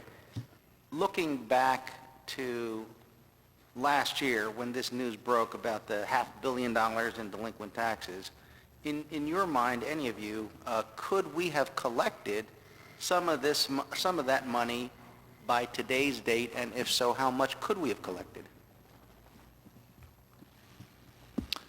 I'll state it. We're just going off of what the commissioner has said. It sounds like they have been whittling down that total. But I'll emphasize that what our research showed was a very high proportion of this was old debt. which led us to conclude that only 30% of it or so was collectible. That means that if they are making progress on some part of that 30% or on some part of that 70%, then that is some progress. But 70% we found is uncollectible, or nearly that much. It's just old and really hard to get at. It's money that, or debt that's spread out all over the region and in perhaps the country. Or even if it's collectible, the cost of doing so is so high relative to the actual value of the property or the revenues you could get that it actually would cost you more money to collect than what you would receive. Maybe I'll just make one other point too. Philadelphia is, when it comes to the collection rate being relatively lower, Philadelphia we found was in line with some other poor cities. There are other factors that are at play here. The real estate market, the poverty in the city, all of these things play into it. Your report in your testimony is that about $153 million is collectible. Is that correct? Correct. That's what our analysis showed based on the numbers in the delinquency file as of the spring of 2012. Okay, and your report, however, and I don't think that's part of your report, is when that can be collected, but certainly every year you don't collect it, less of it becomes collectible. Right. We did an analysis that was based on interviews and methodically collecting impressions from tax collectors of what constitutes collectible. What is the characteristics of a tax debt that makes it collectible? And we didn't put a time frame on that. It's fair to say that we're talking over a period of some years, not in 1 year. But one of the factors that actually determines the probability of collection is how large penalties and interest are relative to the actual delinquent debt. Once P&I starts to pile up, people become very disincentivized to pay, and collection becomes that much harder.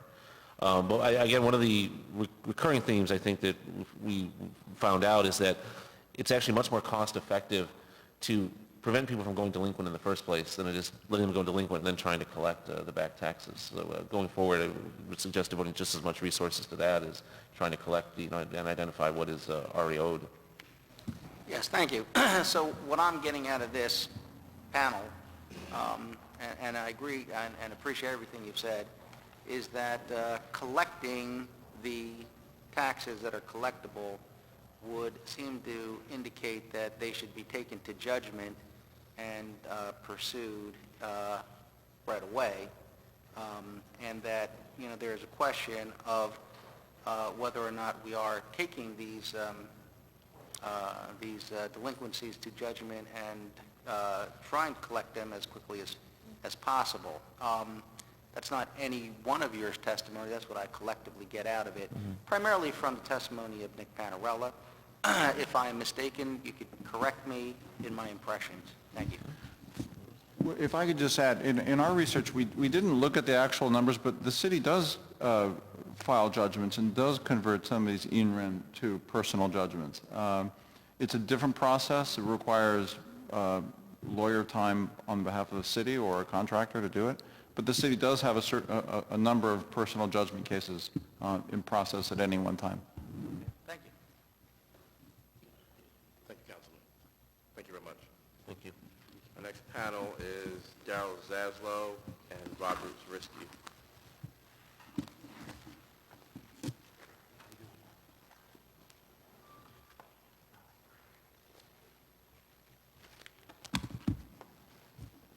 Good morning, Mr. Chairman, members of the committee, Councilman O, thank you.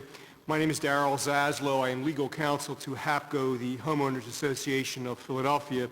Victor Pinckney, our vice president, Harvey Spear, our president, send their regrets not being here today.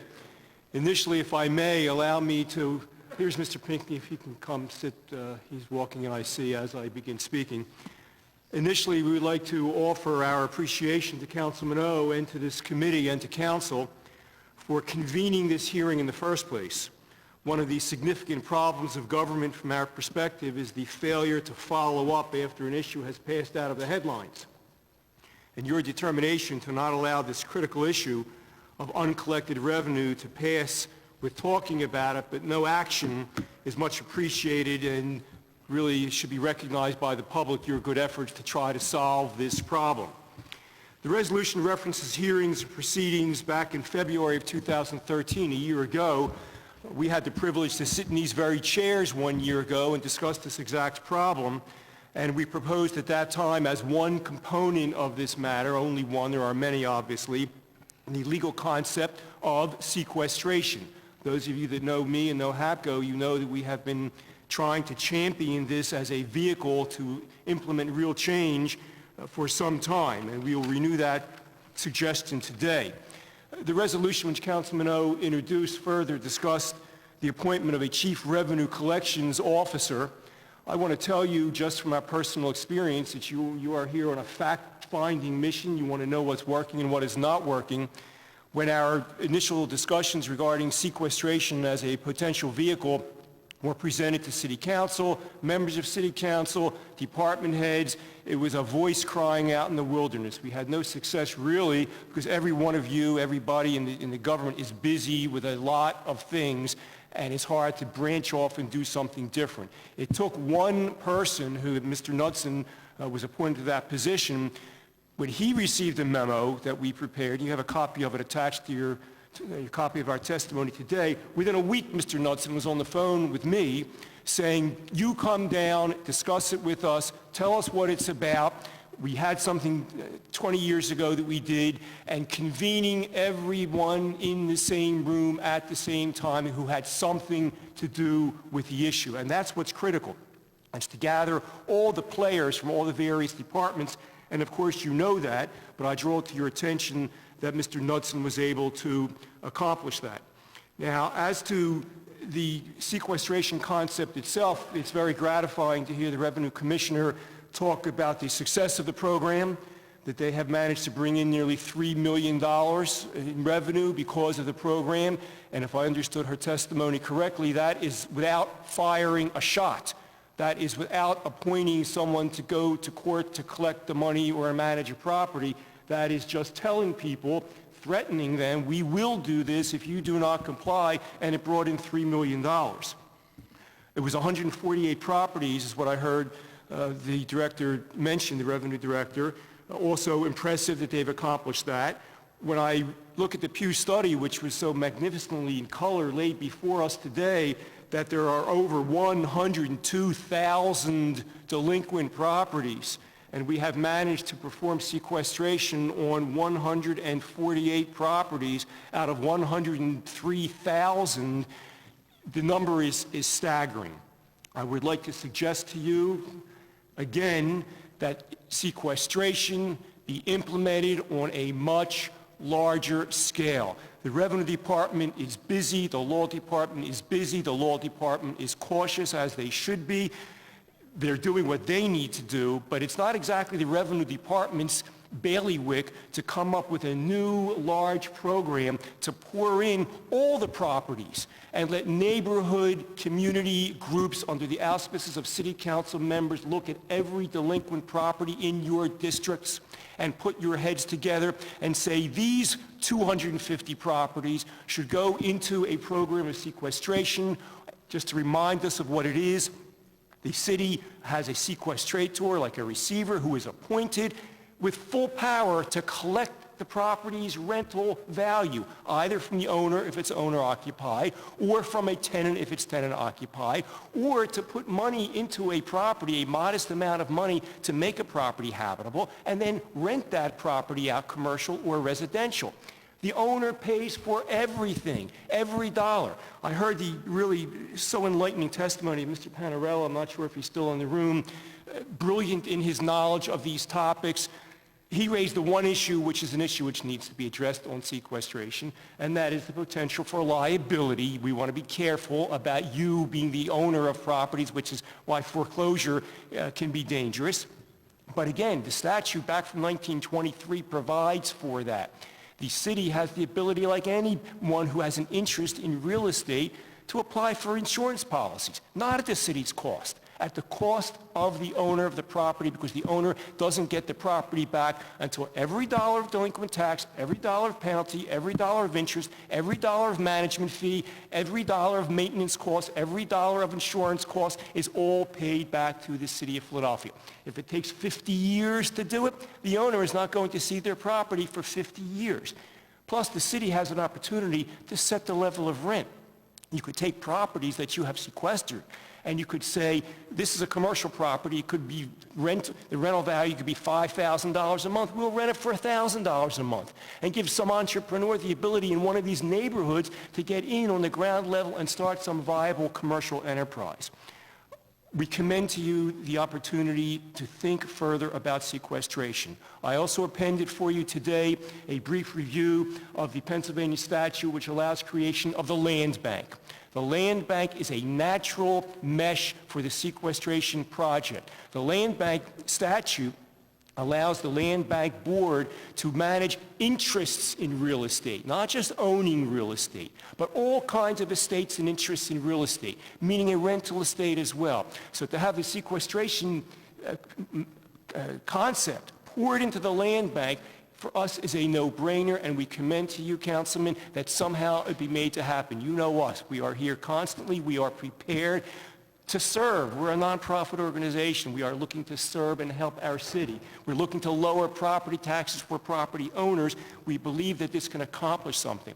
His Honor, the President of City Council, had with a fanfare, a very interesting idea to have 1,500 new housing units created. The numbers, the cost of it seemed staggering. I saw hundreds of millions of dollars being mentioned as the cost of that.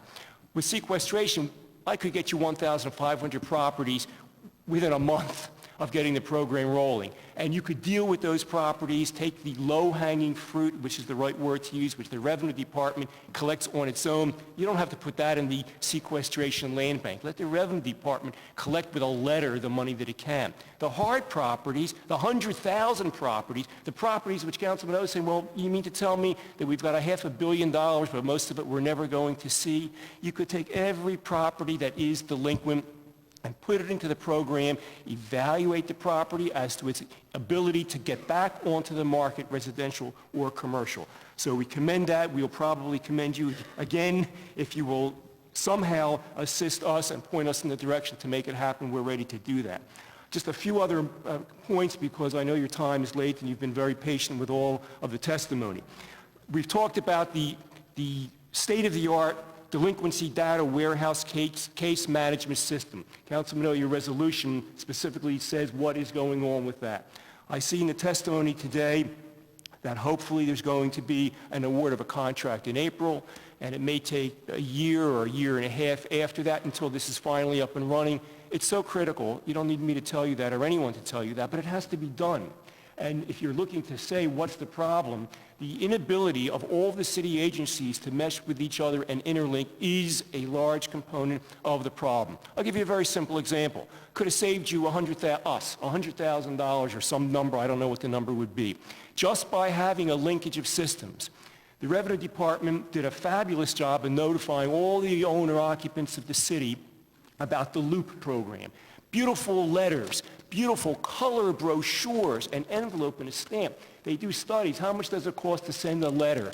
How much was this envelope? If it was $1 or less, I'd be surprised if it's less than $1. The problem is that every rental property owner in the city also received the same notice. I have a little stack here. This is just one little stack that I had laying on my desk running in here this morning. But with a cross-referencing, property owners, landlords, are required to have a housing license. The purpose of the housing license is for you to cross-reference who we are. With a cross-referencing of housing licensed properties and not housing licensed properties, you could have avoided sending this $1 letter to every landlord in the city.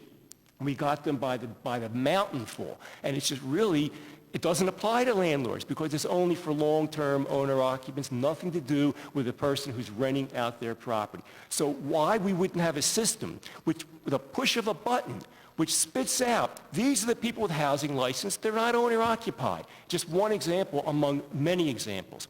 The same concept with a housing license, with any license, can be applied to cross-reference and see who is who in the city. If you know who a property owner is, if you have a PGW bill in one name and the deed in another name, it's a no-brainer. It's a tenant-occupied property. Go after that property owner who's renting their property without a license. The city's losing revenue for the license. It undercuts good property owners who pay for the license. There are myriad instances across every discipline in the city. Every little business in the city has the same issue that with cross-referencing we could solve problems and bring money in. And again, this is nobody's fault. It's a fault of old computers and busy people in the city and cutting staff, and everyone's working double time to try to make up for it, but it is a solution. Councilman O, your resolution wants to know what the status of matters are. And I seem to remember the number of $29 million, that all these improvements were going to save bring in $29 million. I have no idea if it happened or it didn't. I see here some numbers that have been mentioned. If you want to really know what's going on, you want to see the data, the real hard data of what the numbers are.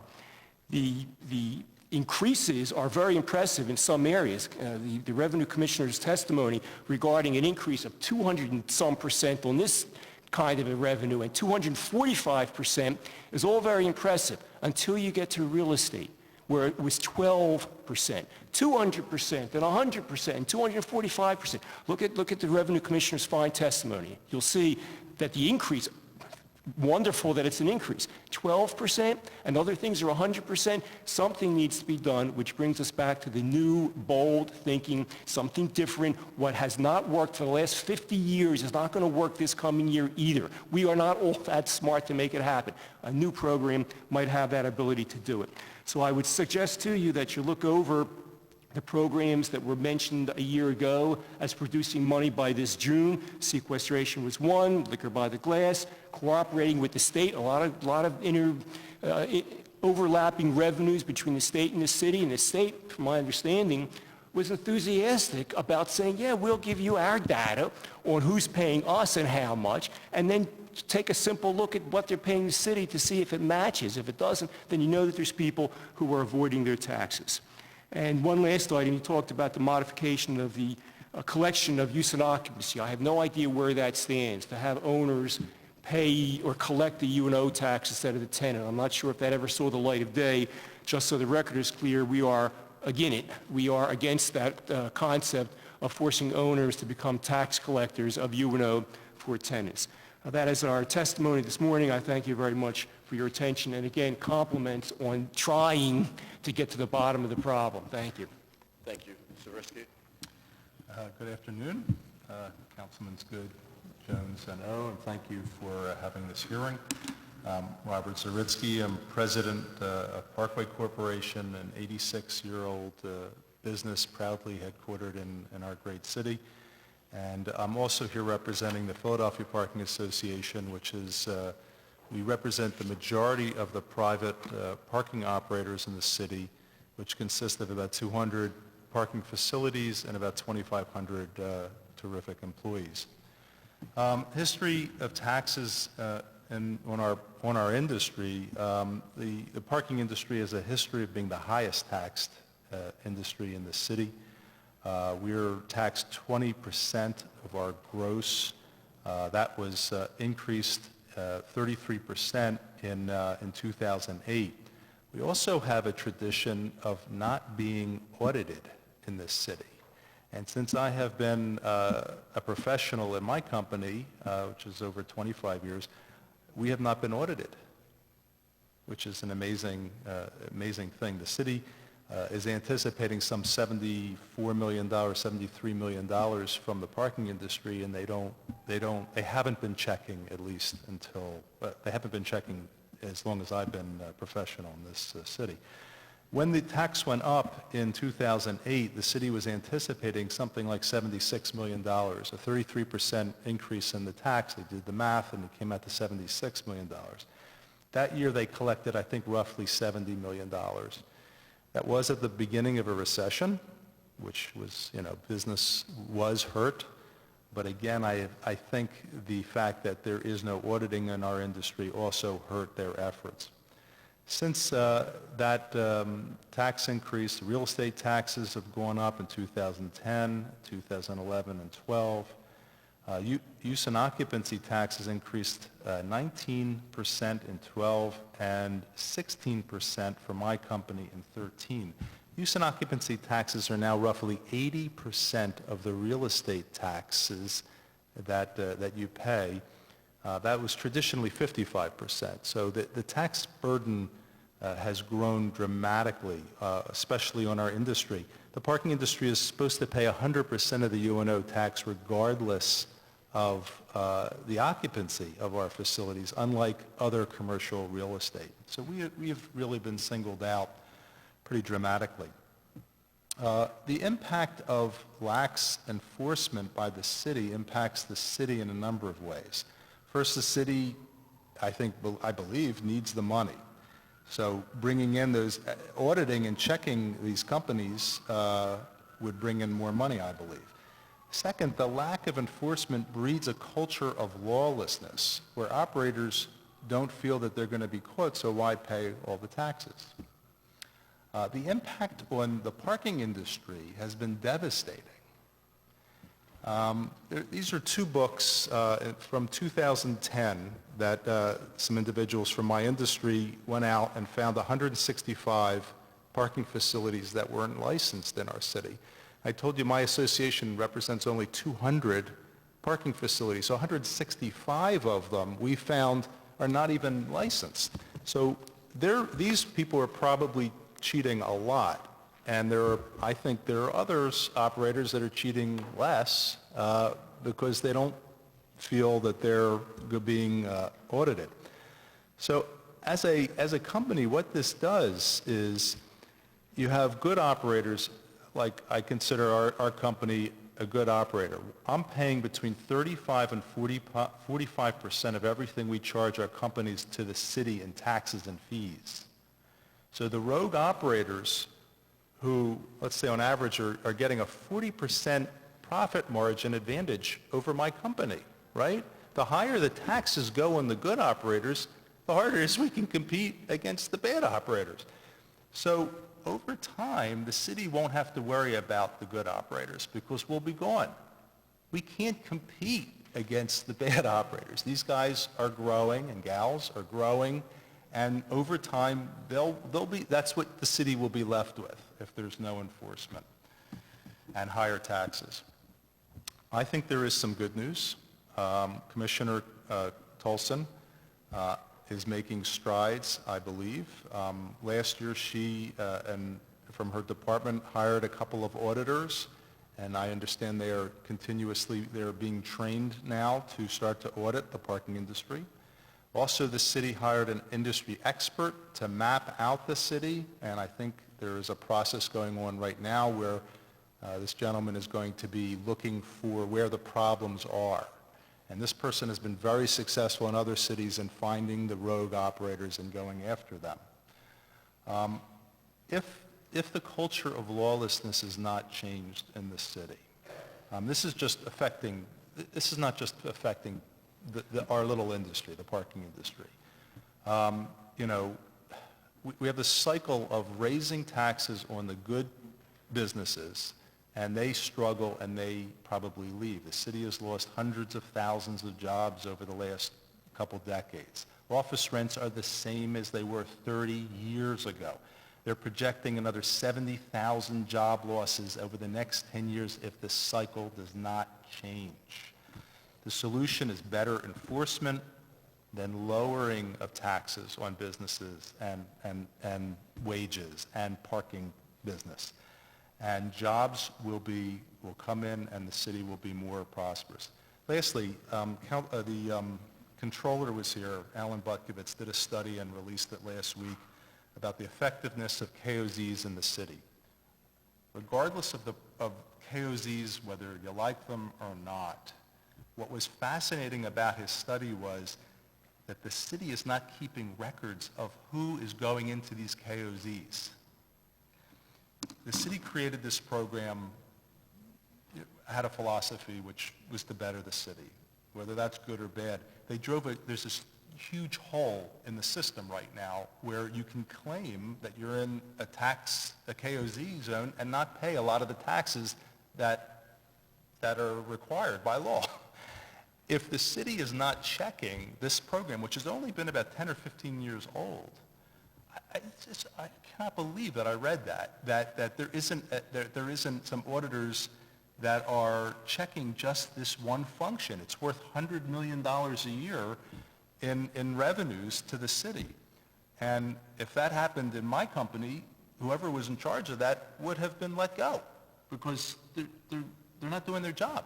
So I was pretty shocked by that, and it's an amazing revelation for the city. Anyway, I'm an optimist. I think there's a lot of hope, and I'm very encouraged by some of the things that are going on, and I think that we need to put the fear of God into the bad operators and go after a couple of them, make a couple of examples, and then I think magically revenues will be enhanced in the city. Thank you. Thank you for your testimony. Any questions for this panel? Yes. Councilman Jones? Well, first of all,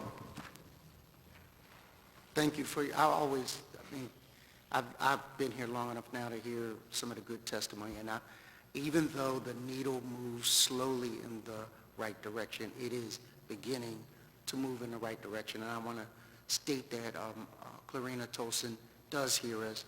We have to just empower her enough to be able to cut through some of the red tape by way of sequestration and to get agencies to talk to each other for a common purpose. And we need to do that right now during the budget period.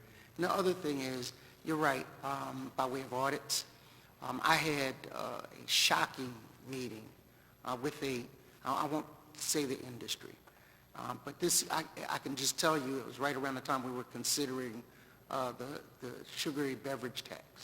And they sat me down and in a sobering way, said, Councilman, it's fine to put another tax on the books, but it's better if you collect the ones that are there. And they said, there is a standard in that industry, and I won't, again, talk about it, I may talk about it privately, where they said it is better to take your chances on an audit, get caught, get fined.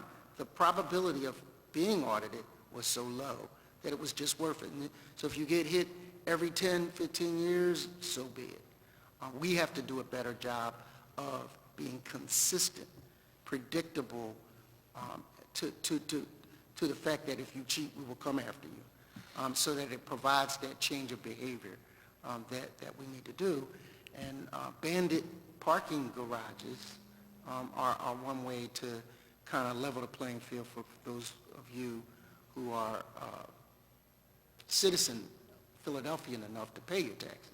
So we're going to look at those two things. And one thing I know is that the administration always listens to these hearings and many times actually responds to it, and we hope this is one of those occasions. Thank you, Mr. Chairman. Councilman O.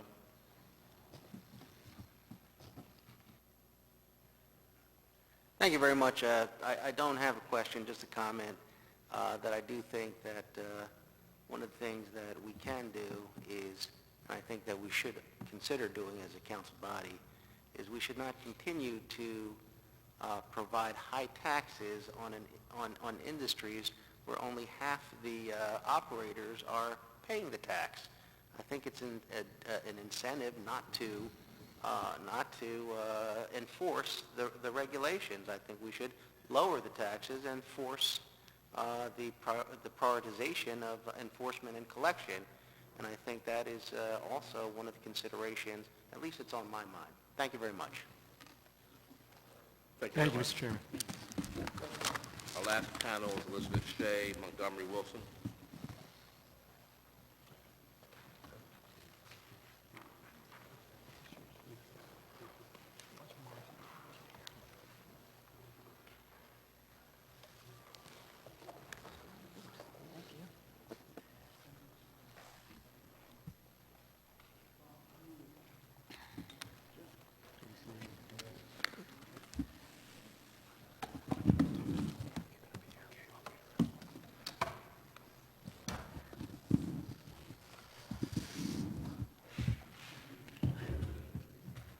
Good afternoon. Please state your name for the record. Good afternoon. Testimony.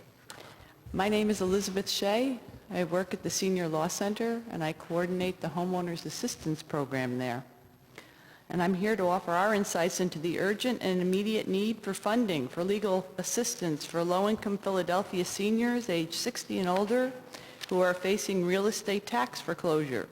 For 35 years, Senior Law Center has dedicated itself to protecting the rights of seniors in a wide universe of legal problems affecting their lives, health, and safety, including saving their homes, preventing homelessness, and helping seniors live safe and independent in their communities, allowing them to age in place. We accomplish our mission in many ways, serving over 8,000 seniors in Pennsylvania each year, the majority of whom are right here in Philadelphia. We focus on low-income, minorities, the most vulnerable seniors, homeowners and tenants in our city. We address the full universe of critical legal issues affecting senior homes, including direct legal representation to seniors in mortgage foreclosure diversion court, and we address an array of mortgage and reverse mortgage problems and crises, and also serve elderly tenants facing eviction in landlord-tenant court.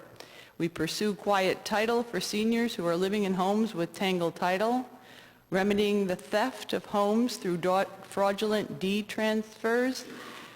We negotiate on behalf of seniors faced with real estate tax delinquencies and work to protect seniors from financial exploitation and to get stolen funds refunded by banks and credit card companies. Our statewide senior law helpline provides daily legal counsel, advice, information, and referral to seniors over the phone. We make home visits to homebound seniors in order to serve those who are severely disabled, chronically ill, and extremely vulnerable. We conduct 5 community legal clinics each month in diverse neighborhoods of the city, from the greater Northeast to West Philadelphia and Kensington. We educate, train, and advocate for individuals and collaborate with our partner legal service agencies on systemic problems facing our seniors. Philadelphia has the largest percentage of seniors of the 10 largest cities in the country and one of the poorest. Almost 20% of Philadelphians are 60 and older, and almost 20%, 1 in 5, of our seniors live in poverty. Based on 2012 census figures, we estimate there are 215,000 senior homeowners in Philadelphia. Many of these seniors have lived in their homes for decades, and the mortgage used to purchase the home was paid off years ago. That means there's no longer a mortgage company watching to make sure real estate taxes get paid. When the tax bills come, many seniors living on fixed incomes and with increasing medical, food, and heating bills and family expenses have a hard time keeping up and often fall behind with tax payments. And in many cases, those tax delinquencies have accumulated over the course of 10 or more years. Seniors who want to pay these taxes are often overwhelmed with the amount they owe.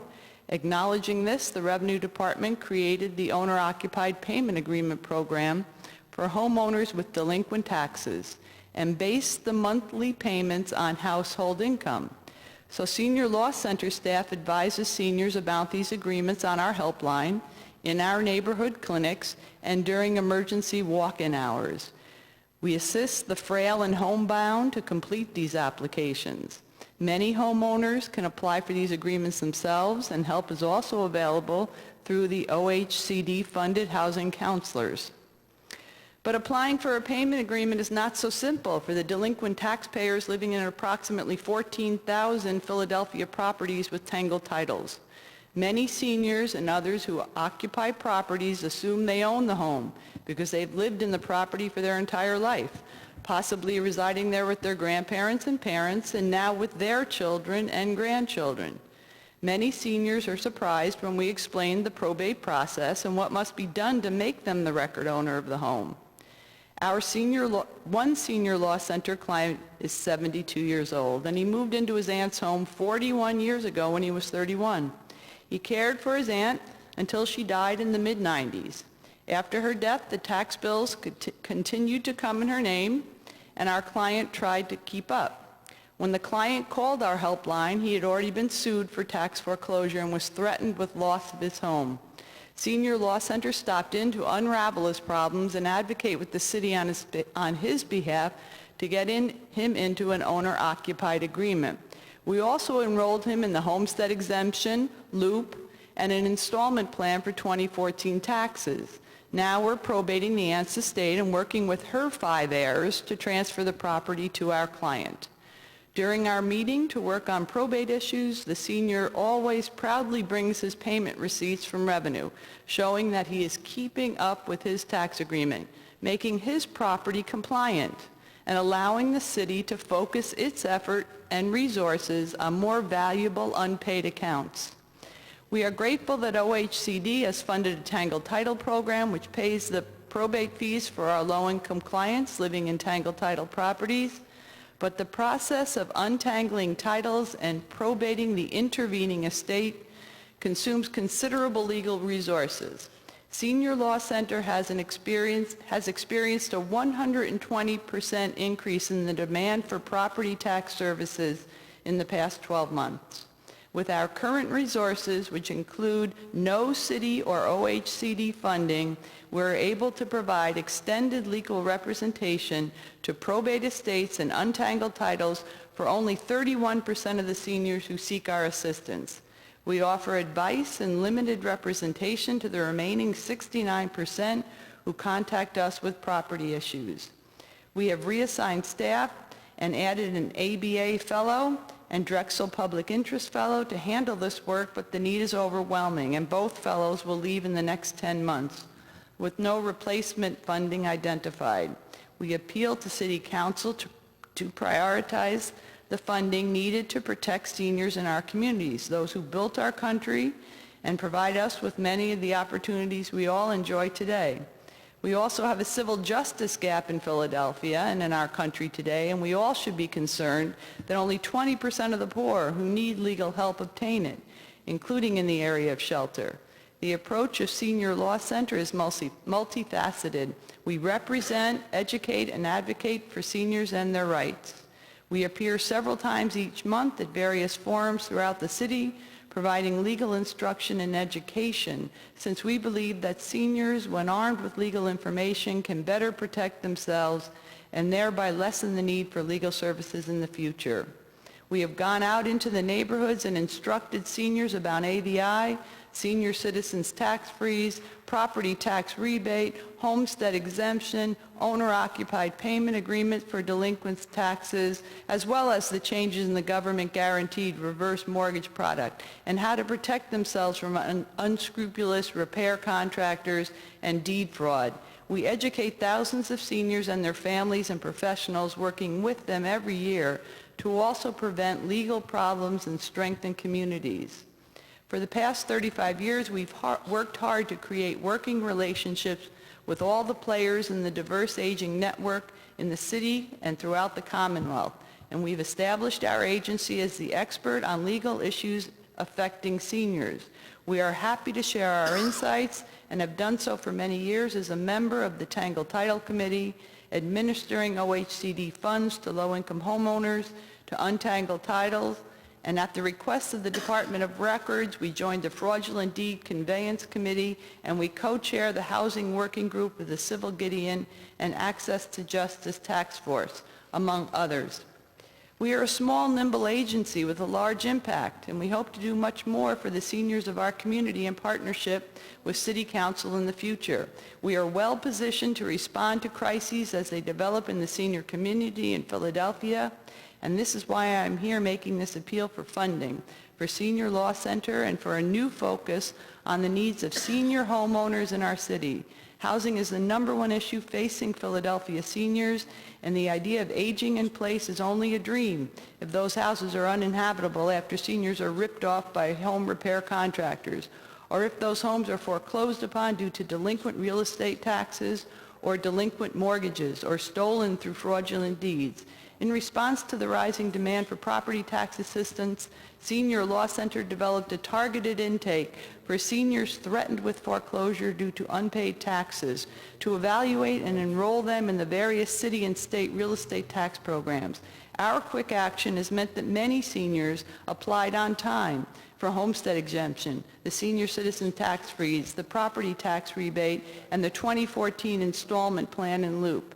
In many cases, seniors who opted into these city and state programs saved their homes from foreclosure, reduced their real estate taxes, which allowed them to balance their household budgets, and provided security to them and their family. Our city and state have the foresight to build programs and protections for seniors, but funding for legal services is critical if seniors are to be able to access these protections. Meanwhile, Senior Law Center struggles to meet the increasing legal needs of seniors with no funding from the city. We ask that you recognize the special needs of senior homeowners, including the critical role of legal services in protecting the rights of seniors. The city's support and partnership would be tremendously meaningful and appreciated by the elders of our community, to whom we all owe our respect, attention, and gratitude. Thank you. Do you have questions, or should I do? Thank you. Council, my name is Monty Wilson. I'm a lawyer with Community Legal Services in Philadelphia, where I've been defending mortgage foreclosures from private banks since 2001, increasingly since pick a year, 2004, 2008, I've been representing more and more homeowners facing property tax foreclosures. Most of you know me. I've been working with the city to try to urge the passage of the tax collection reform ordinance that you voted for unanimously last June, and that I think was a terrific success. Basically, I represent homeowners. But there are days, Council, that I think it's fair to say, I also work for Clarina Tolson. She'd probably be surprised to hear that. But the function of that act isn't just to preserve homes. It's to help the city collect those taxes while the people remain in their homes. And that's an important distinction. This wasn't just a law to keep people in their homes and permanently excuse them from paying taxes. No one who testified here today, including myself, thinks that's a good idea, and that the past strategy of make a payment agreement, break it, is the way to go. We need to have a strategy that lets homeowners who owe delinquent property taxes remain in their home, yet at the same time pay both the property taxes that are delinquent and maintain their current property taxes that are due each year. One of the things Kevin Gillen pointed out, or perhaps it was Mr. Ginsburg, was the need not just to have the delinquency continually rolling over and aging. We have to let people work their way out of the hole while maintaining their current taxes. I'm here. We've had a lot of suggestions about things to do to improve collection in the city of Philadelphia, and I have a few for you. But I'm here to also tell you about something we're doing successfully right now. Because of that statute you passed in October, we started moving homeowners into payment agreements. As Mr. Ginsburg pointed out, no other city of the major 30 cities they surveyed has a statutory program like Philadelphia. In my opinion, that makes us a leader in the nation. We are not doing something way out in left field. We are leading the way. And we are doing that by setting up a formal system of written agreements that will let people make affordable payments and pay their current taxes.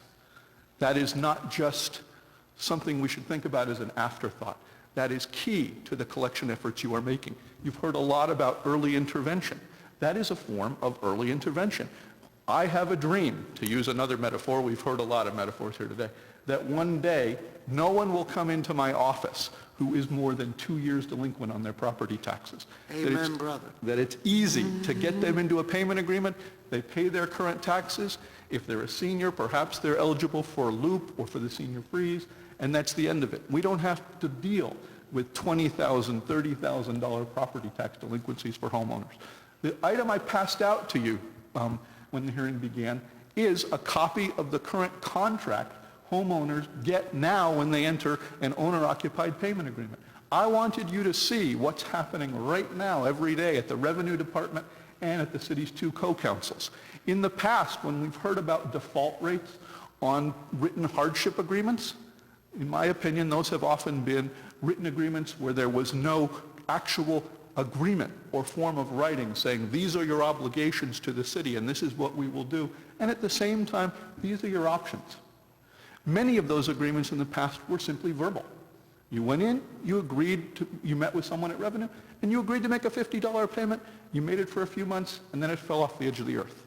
This is a contract with the city. If you pay, and we'll keep your payments affordable, they're tiered to your income, we'll keep you in your home. If you maintain your current taxes, we'll keep you in your home. But like Mr. Gillen noted, if you breach this agreement, there is no second chance, there is no third chance, there is no fourth chance. The department has discretion to give some people the chance to try again, but in most cases, they will enforce within a year. What we need to do is make sure that that initial break is there to give them the opportunity to remain in their homes. The other thing that that statute did was say that homeowners will be referred to legal service agencies and housing counseling agencies to assist them in getting into these agreements. That is a form of home ownership preservation and a form of tax collection. So when we talk about different ways to get the message out that non-compliance is no longer acceptable and that we need to let neighborhoods know that they need to pay their taxes, there's already an entire system in place in Philadelphia to help homeowners struggling with their mortgages. We have legal services and home ownership agencies that are funded by OHCD to do work with delinquent mortgage homeowners. We now have, pursuant to that statute, the same expectation that legal services and housing counseling agencies will work with delinquent taxpayers to help them get into the programs they need to get into and start paying on their taxes. I think that will decrease delinquency and, of course, increase payments to the city. That is working to collect taxes for the city. Unfortunately, right now, it is unfunded work to collect the taxes for the city. No one would expect the Department of Revenue to do this collection work or their co-counsels to do the collection work, yet not be paid. Currently, as Ms. Shea said, they've seen a 120% increase in the number of homeowners coming in. We've seen a 70% increase. We are helping and advising hundreds of homeowners how to get into these agreements, as well as on the LOOP program, the deferral program, the homestead exemption. We do it all. But we cannot handle the increasing load, and we cannot get these numbers where you want them to be without funding. The article that was in Plan Philly and in the Inquirer last year that set off a lot of this pointed out that there are 40,000 homes in Philadelphia that are residential property tax delinquent properties. 21,000 of those are probably low and middle income families. We need to get those numbers up to where we are advising and assisting 20,000, even 40,000 of those homeowners over the next couple of years. We simply can't do that without funding. There are two issues I did not put in my prepared testimony that I want to cover quickly today because they came up and I think they're highly relevant to homeowners. One, I got into this work initially in 2004 because the securitization liens came due in that year. And suddenly, overnight, we literally had 60 people in our office one day on intake, all holding notice of delinquent tax collection based on those old liens that had been securitized. And we began to see more and more increased tax collection for homeowners. What I learned that day very quickly was there were no systematic and formal protections for homeowners in that original securitization agreement.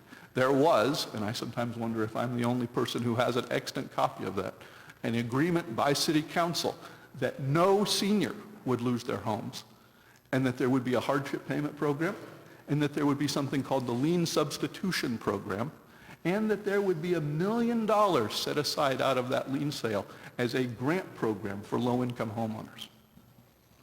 Very little of that happened. I do not know what happened to the $1 million.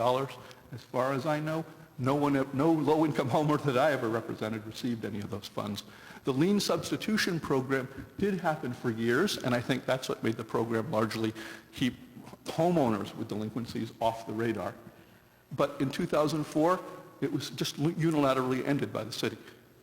I'm not against securitization, but I would urge you to recognize that if you're going to securitize the liens, or if you're going to sell the liens or the properties at private third-party sales, you need to make sure those same homeowners have either had the opportunity to get into a payment plan with the city and breached, and therefore should be eligible for subsequent sale, or that those same protections are available for homeowners regardless of who you sold the liens to.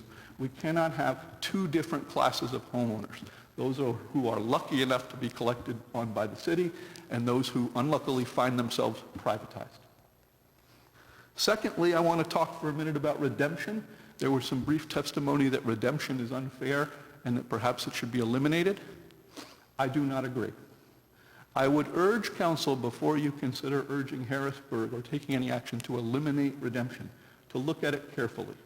The law does allow right now that you can purchase your property back for 9 months from the date the deed is acknowledged. We'll call that 9 months from the date of sale.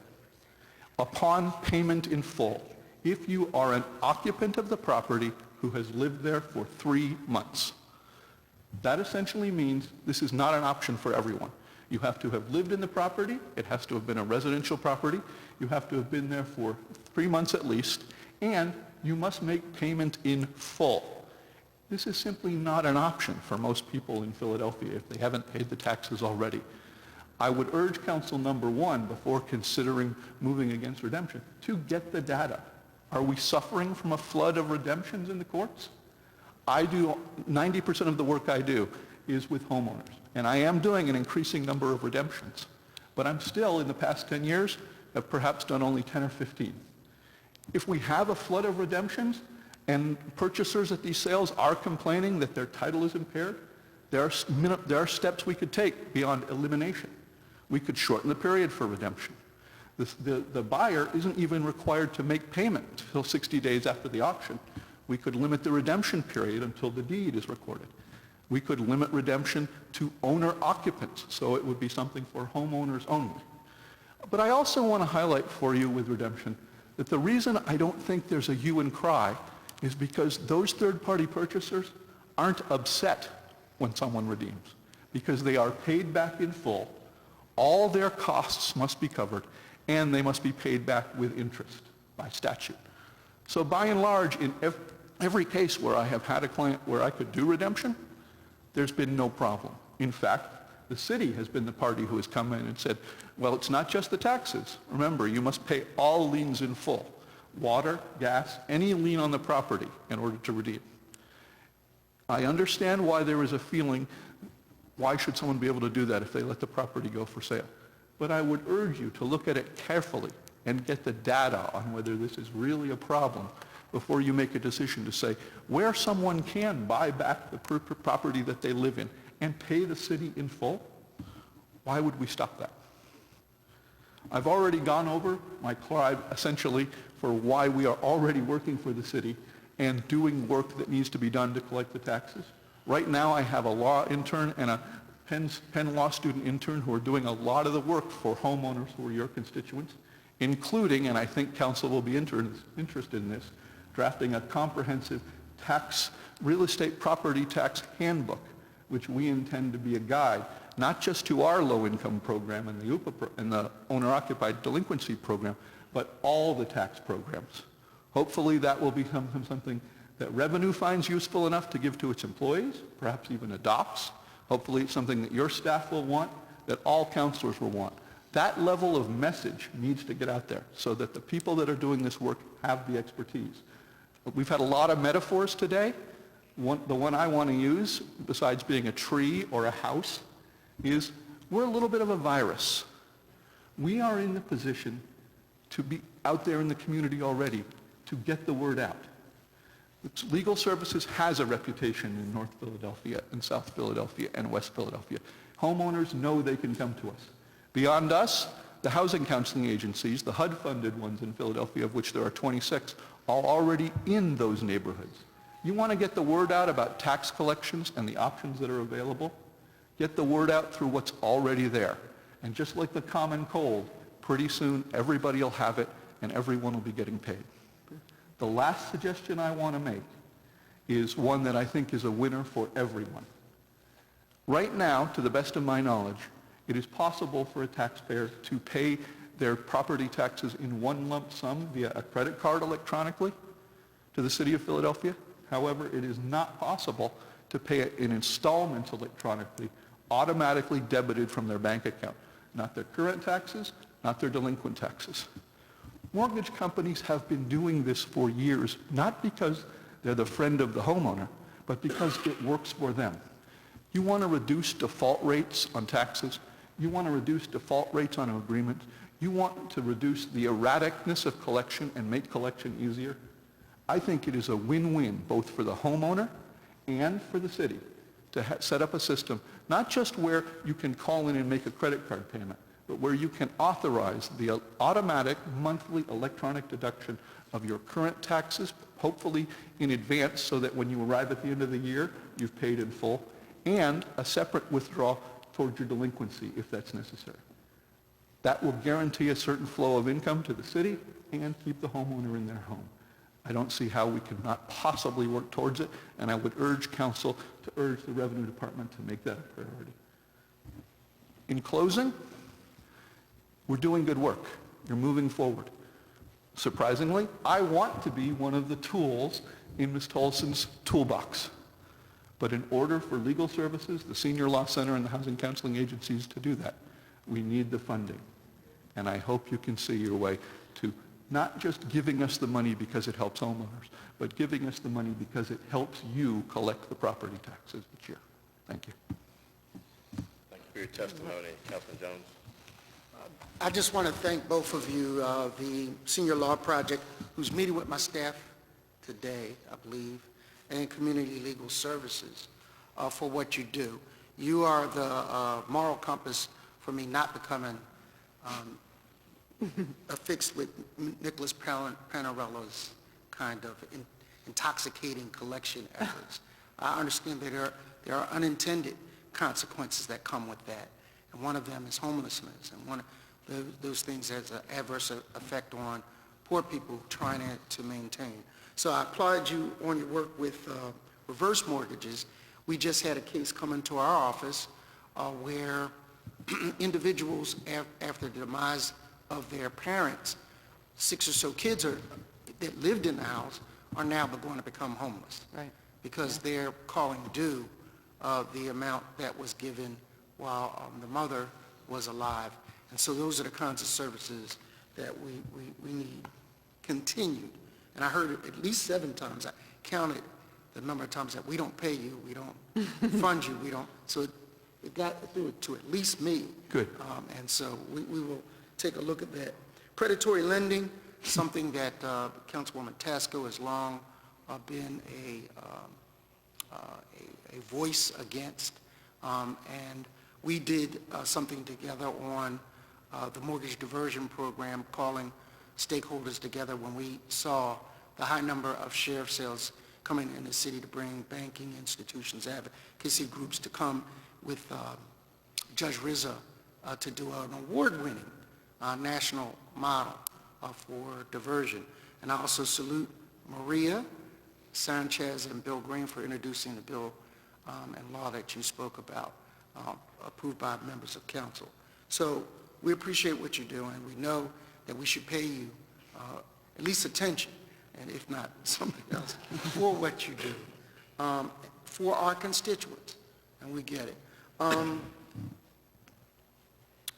AVI and the tangled title issue, it came to light because of a lot of the remedies for people that might be long-term homeowners, particularly in older parts of the city, north, south, west Philadelphia, even northeast, are experience the fact that families, 3 generations, 4 generations, bought the house, but now have never updated the title to reflect the current owners, and so many of them aren't necessarily eligible for some of the reliefs that we have.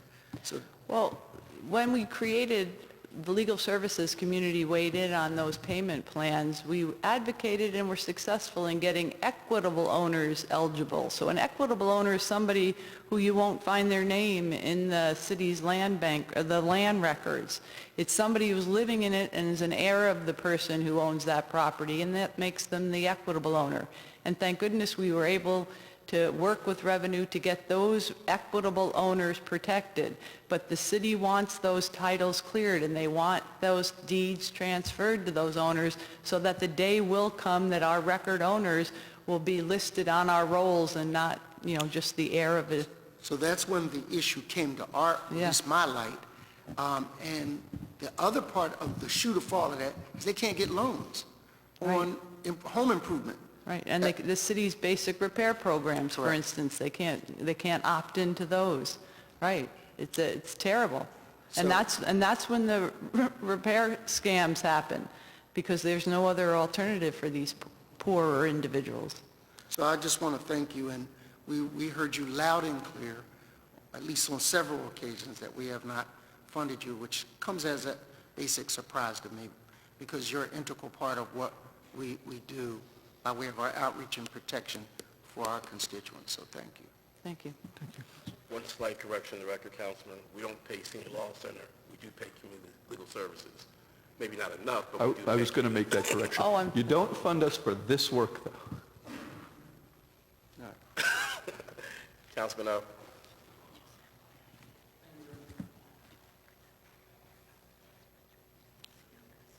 Oh, Okay, you're thank right, you. Councilman. Just real quick, we've committed some money for expungements for CLS. My staff told me that. So it's a different column, Yes. but Yeah, no, you do fund other projects. I think that since this is work to help the city collect, this should be on your list of priorities. On the tangled title issue, if I could just speak for 1 minute?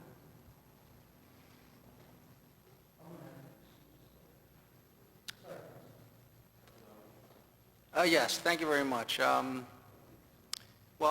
I just wanted to thank you both for coming in and adding that balance to these hearings.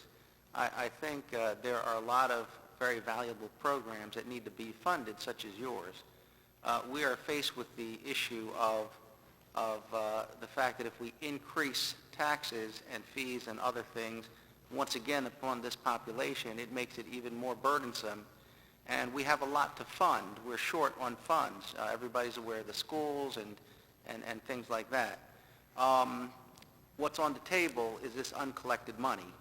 And to the extent that we can aggressively and effectively collect it while being balanced and fair and ensuring that we are not doing things that are harmful to our community, we really have to pursue that to the best of our ability.